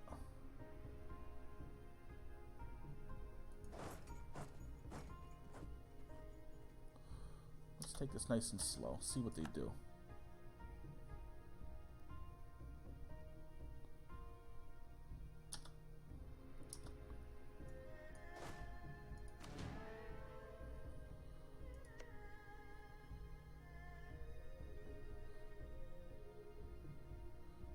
Down a 9 top. So there would be a river crossing penalty, and it would be highlands. So that's not the best thing. He's going back to Trabulus, and this guy's going to Antiquia. Let's kind of keep looking at it, see what's happening.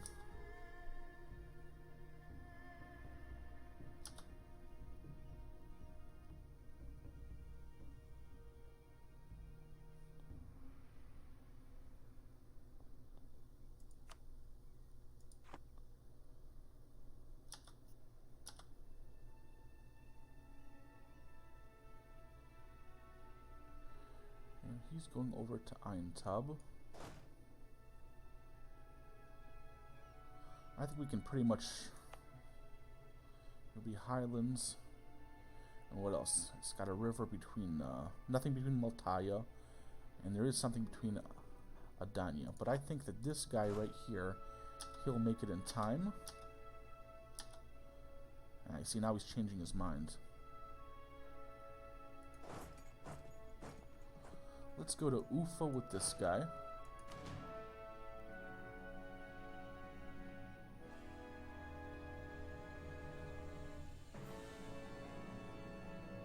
And let's go with this guy.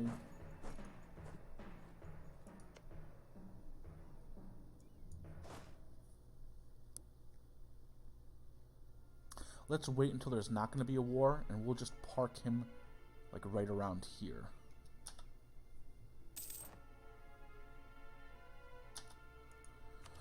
Alright, we finally got our first age bonus. We're doing Guns of Urban. kind of an appropriate time for it too. Just to make sure. Oh, you see, there was a fort here, so Tadmor came back. So they're actually, you see here, we're going to be losing it because we don't control the war goal. I didn't think about the adjacent fort. But it looks like we can, you know, do all these things. So we'll leave this guy here in Urfa, just so he's able to kind of monitor things from this end.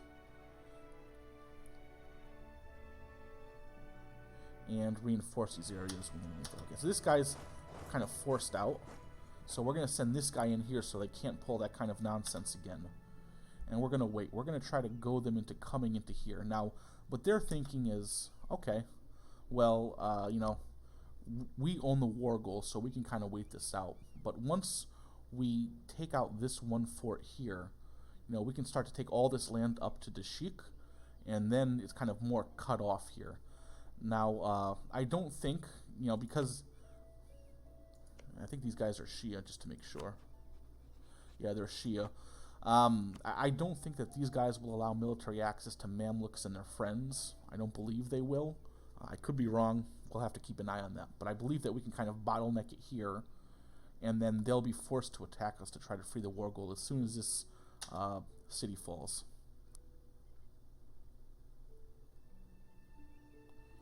And also, even if they try to come up here into our vassals, we can just come in and, you know, defend them.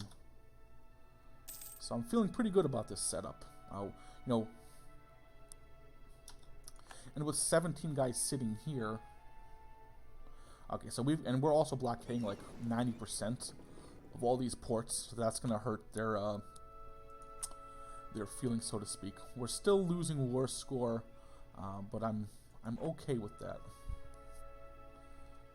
We're already at like negative 28 for this siege, so I'm feeling good about this.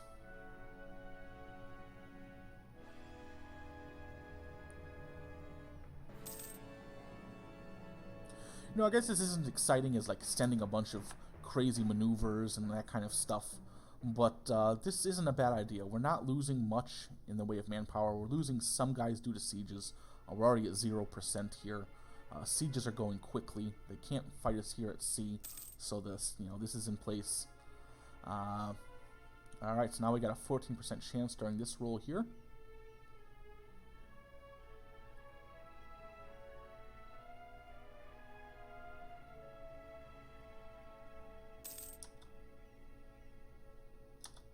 And now we've got a 28% chance.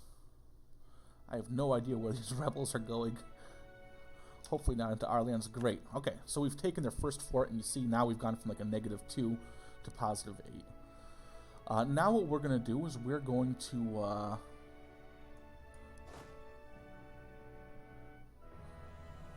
what's the best way to do this?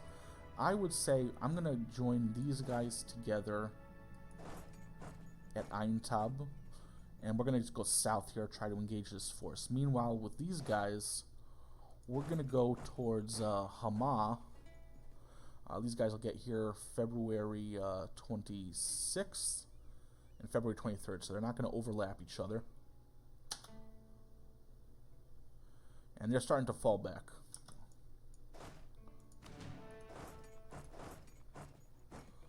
So let's kind of move these guys towards Hama.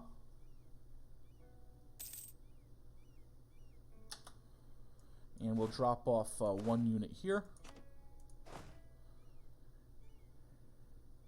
And we're going to go to Homes. Oops, not with the one unit. We're going to go to Homes. And we're going to move south with these guys.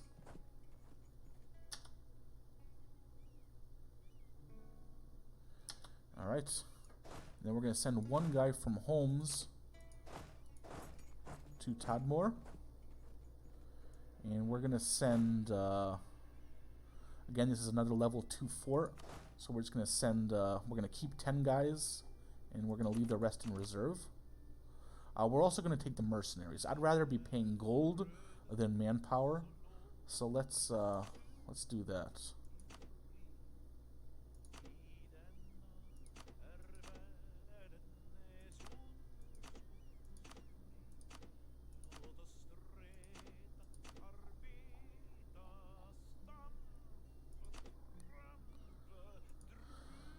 Alright, so this has got our general here. We're going to send him to Damascus.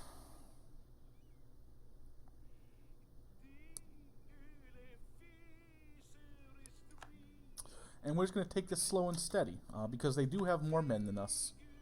So we just got to make sure that we kind of force them to fight a war kind of on our terms, where we can quickly reinforce, or where we have hopefully some kind of terrain advantage. And now that we've taken this land, we have 100% over here in terms of control. So this guy's going to Sudwaya. I'm thinking he's going to go and try to relieve the siege of Tadmor. Okay, so let's just go ahead and move our guys over into Tadmor and see what he thinks about that. Although that's not the best idea, because we're suffering a little bit of attrition for being over supply limit. Now, you remember how earlier I was saying, oh, there's no point in drilling? Well, alright, so let's look at where we are in terms of technology here. We got 40 years until it pops. I say it's still worth it to take the idea group for mercenary maintenance. That'll help our budget a little bit. We also get our first national idea, so reducing core cost and more max promoted cultures. So that's a good thing. And now we can finally go ahead and finish off these cores here. Now, again, we're going to be a little bit behind on admin tech, but I'm okay with just being a little bit behind on it. You know, we won't get maybe that full innovativeness, but I'd rather just finally core up a lot of this stuff. Again, we have a lot of we can still state a whole bunch more stuff, so let's go ahead and make this full cores where we can. We're going to run out of admin, but we can finally start doing that at a discount. So that's some more good news.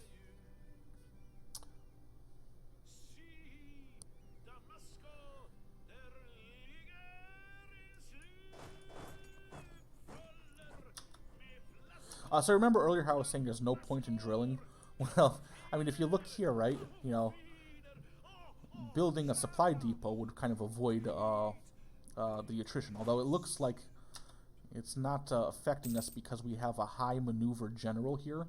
When you have a certain amount of maneuver on your general, you get extra supply limits, so that actually works out well for us.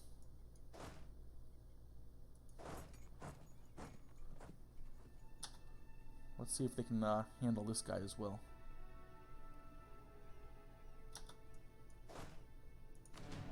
Yes. Alright, so who says maneuver is useless? Come on. Alright, so it looks like they're kind of forming up all their army here. They're probably going to attack Dashik. And once they're committed, we're going to send all our reinforcements in and beat them back. Hopefully. So let's just let this roll forward slowly. Alright. He doesn't know what to do. He's actually suffering attrition in his own lands. And I'm feeling good, because right now we control the war goals, so our taking war score is going up.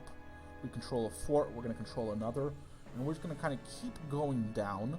When we hit this area right here, we'll see that Shamar is available, so we might split off one... Well, no. We should keep our units together. But we'll see what our enemies decide to do.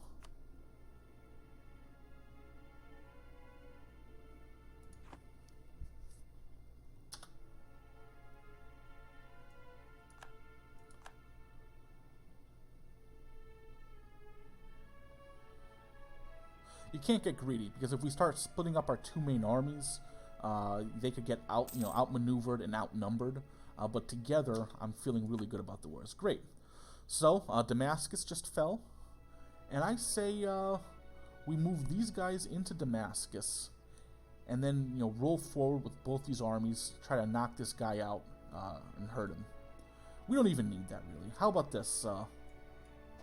See, I'm afraid that if he starts charging in, right? It's going to take him too long to get in, 12 days, and this guy will retreat. So this guy will come in July 18th. This guy will come in July 13th. Let's pull these guys in. We're going to get a little bit of attrition here.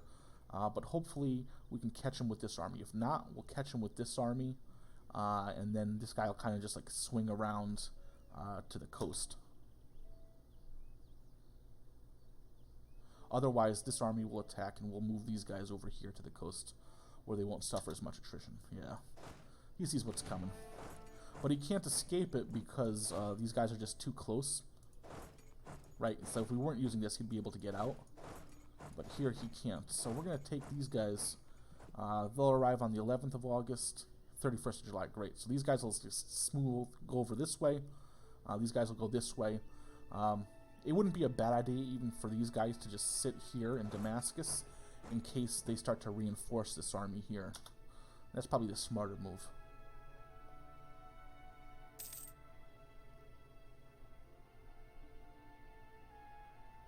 Yeah, I think they know that that war is lost right there.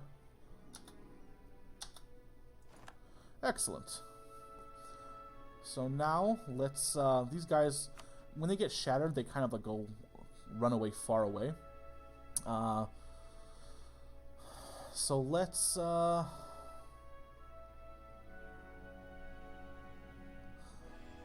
let's see if we can maybe bait them.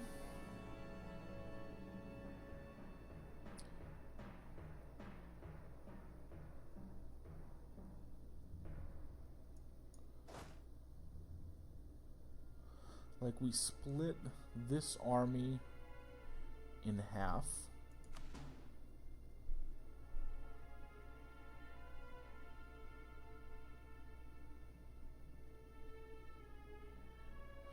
And we send one guy here, one guy here. We're going to send 2 units here to Saida, and 1 down to Jaffa. And then, well, the rest down to Jaffa, I should say.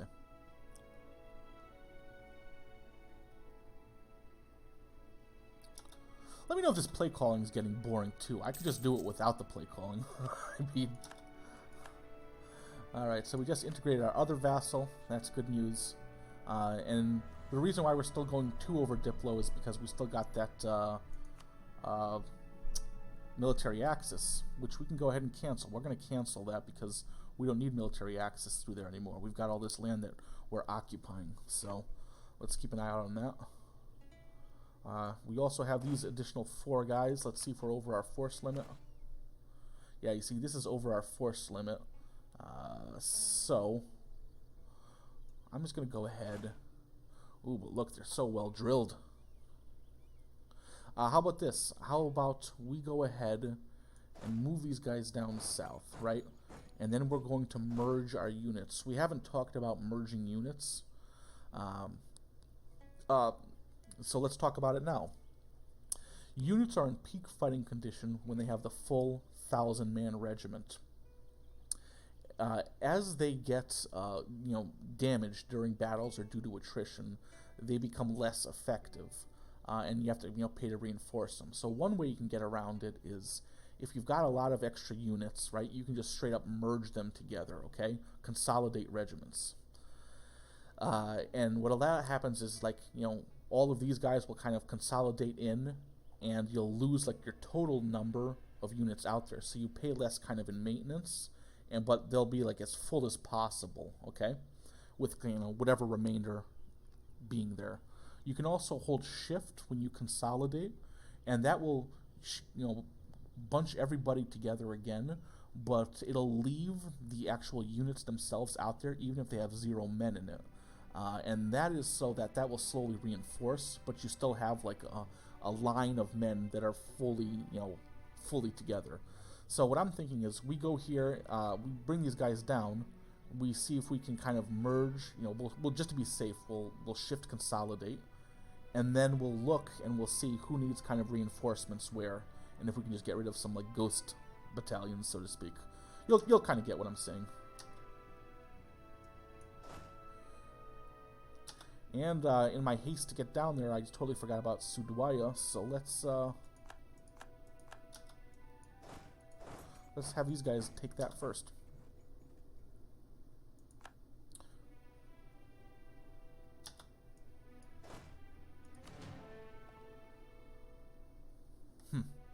I kind of planned this out poorly.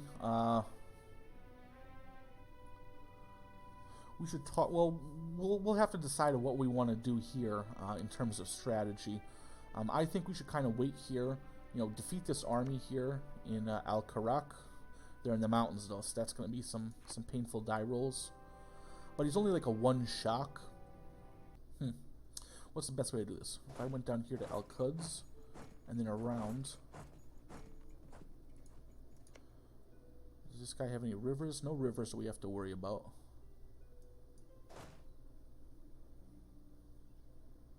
I don't want to kind of like leave an open gap here. I think no matter what we do, we're going to have kind of an open gap. Here's my theory. We're going to take these guys, we're going to go around and attack them through here with this full kind of stack here. These guys are kind of going to hang out, and when the battle is over, they'll kind of like hold off kind of maybe in this area here, and we'll detach enough to siege here. We'll leave the remainder here. So this way, this army that's kind of in reserve, they'll be able to kind of, you know, fight into here, defend if they try to relieve the siege, or kind of reinforce these guys. I feel good about that. Let's do that. Should probably make the order.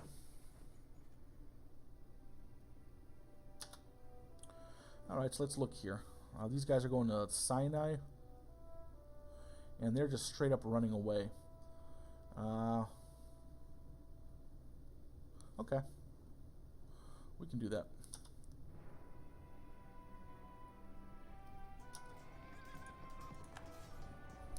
They're not going to make it, though.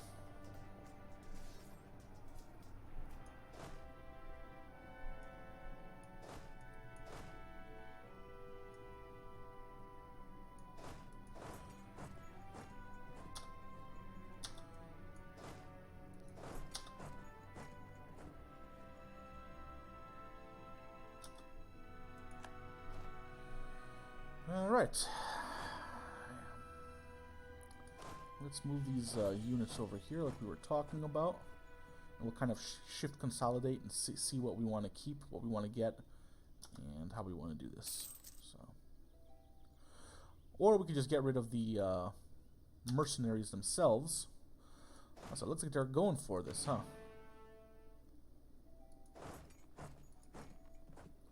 Let's wait until they're committed.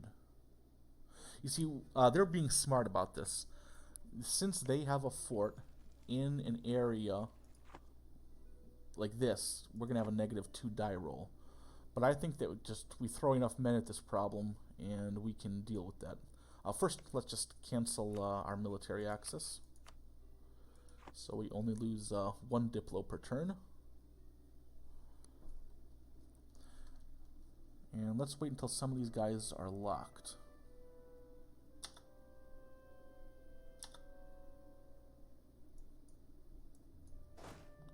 Or I could just get rid of the mercenaries themselves. We are losing some money, but we got so much here that I've been saving up. Okay, so they're all locked. Now combat width is only like going to be so large. So like sending these guys, they're just going to be hanging out in reserve for a while.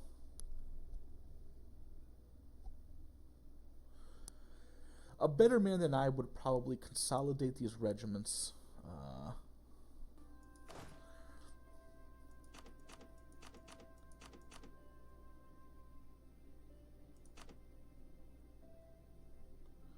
Bring it back to 22. Yeah, let's like consolidate these guys. We're at 24.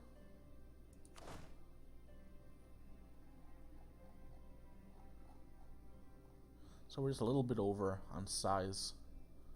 But that's pretty good for a fight. And we'll see how this fight is going. If it looks like they're starting to lose, we'll send in reinforcements.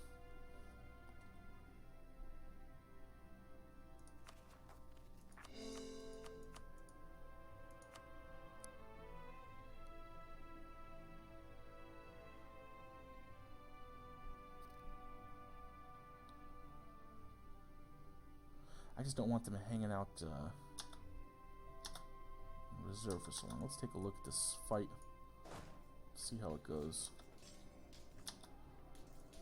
Yeah.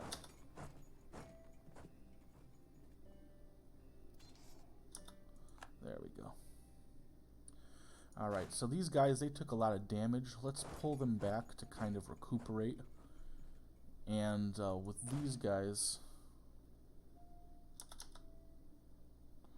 we're going to pull some of them back as well.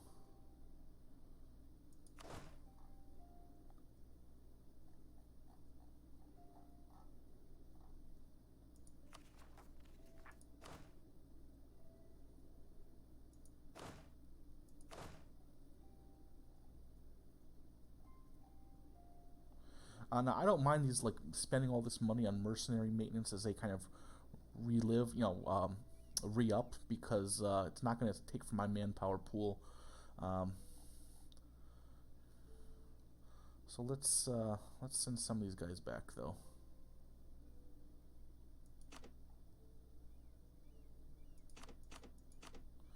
Just so you're also aware, mercenaries don't fight as well as regular units.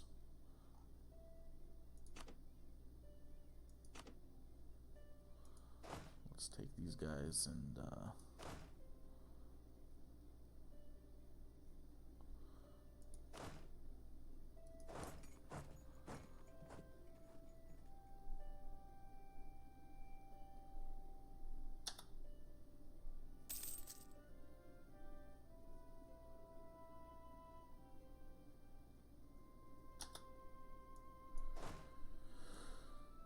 let's again, how far over are we on the limit here?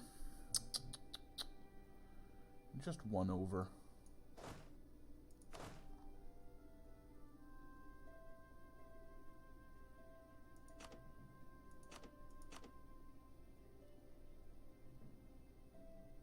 So let's take these guys, just have them consolidate. And now we're 19 and 4. Let's just take a look here. Alright, so we're at like 50 out of 50.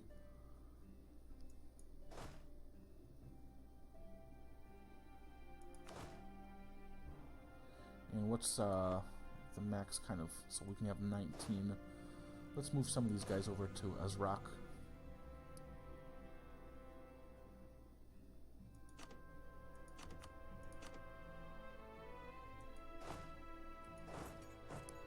Ugh.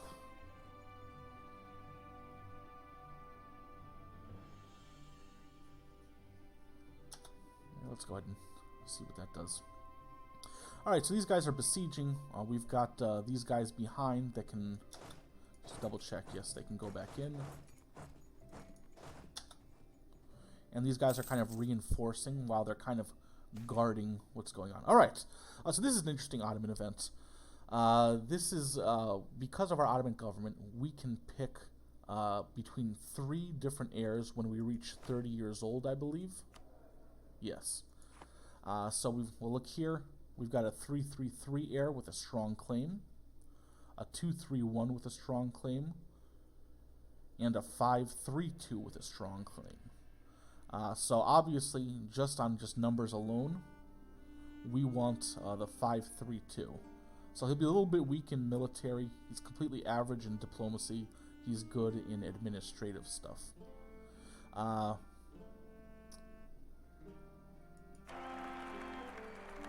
And that's not a bad future king here. You can't like disinherit because of this government form. But one of the other good things is that sometimes you get events where the other sons that you rejected, they actually improve their stats and come back and say, hey, can I be your main heir? And you can, give them a shot. At least I've seen that happen in some of my games. But a 532, it's not bad, because the average, again, is, I believe, 332. So, not as good as our king. I hope he outlives his heirs, but, we'll see.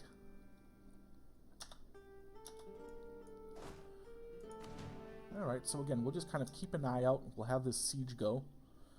And then we'll reassess when we have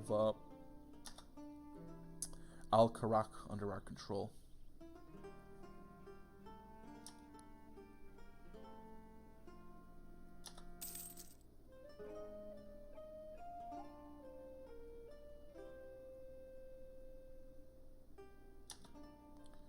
So he looks like he's going to try to get into Jaffa. Let's dissuade him from doing that.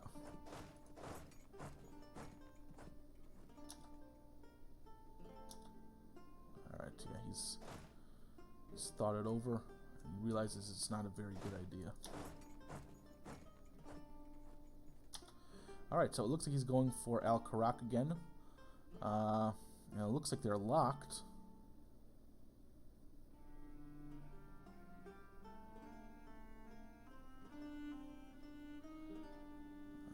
So, 5,000, 6,000.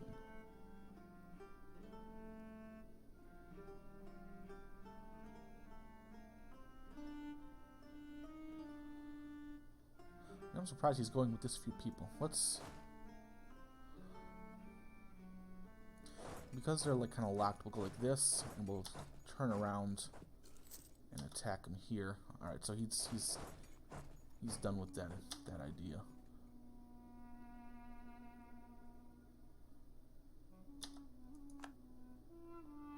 Excellent. So we won another war. Our siege continues. Let's just talk about reorganizing so that some of these guys who are fresh can relieve the ones who aren't. 5, 4, 5. So we'll pull these guys back.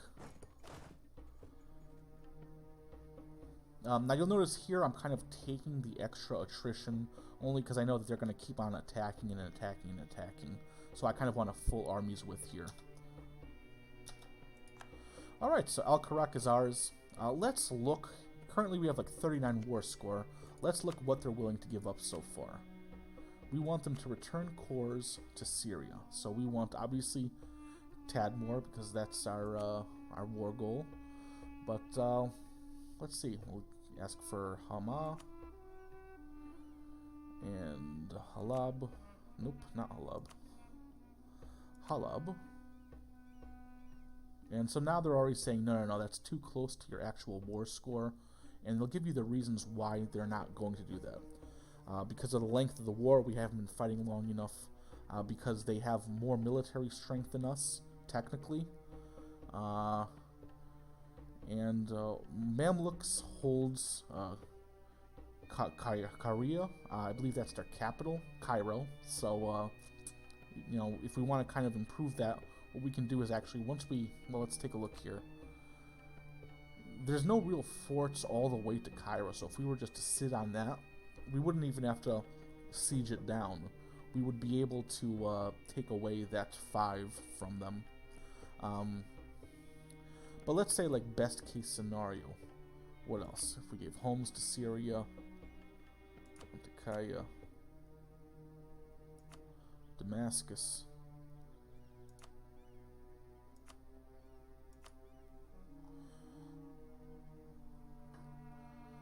That would create, you see here all that land, all that development, but because it's Reconquest, it's only 22 aggressive expansion.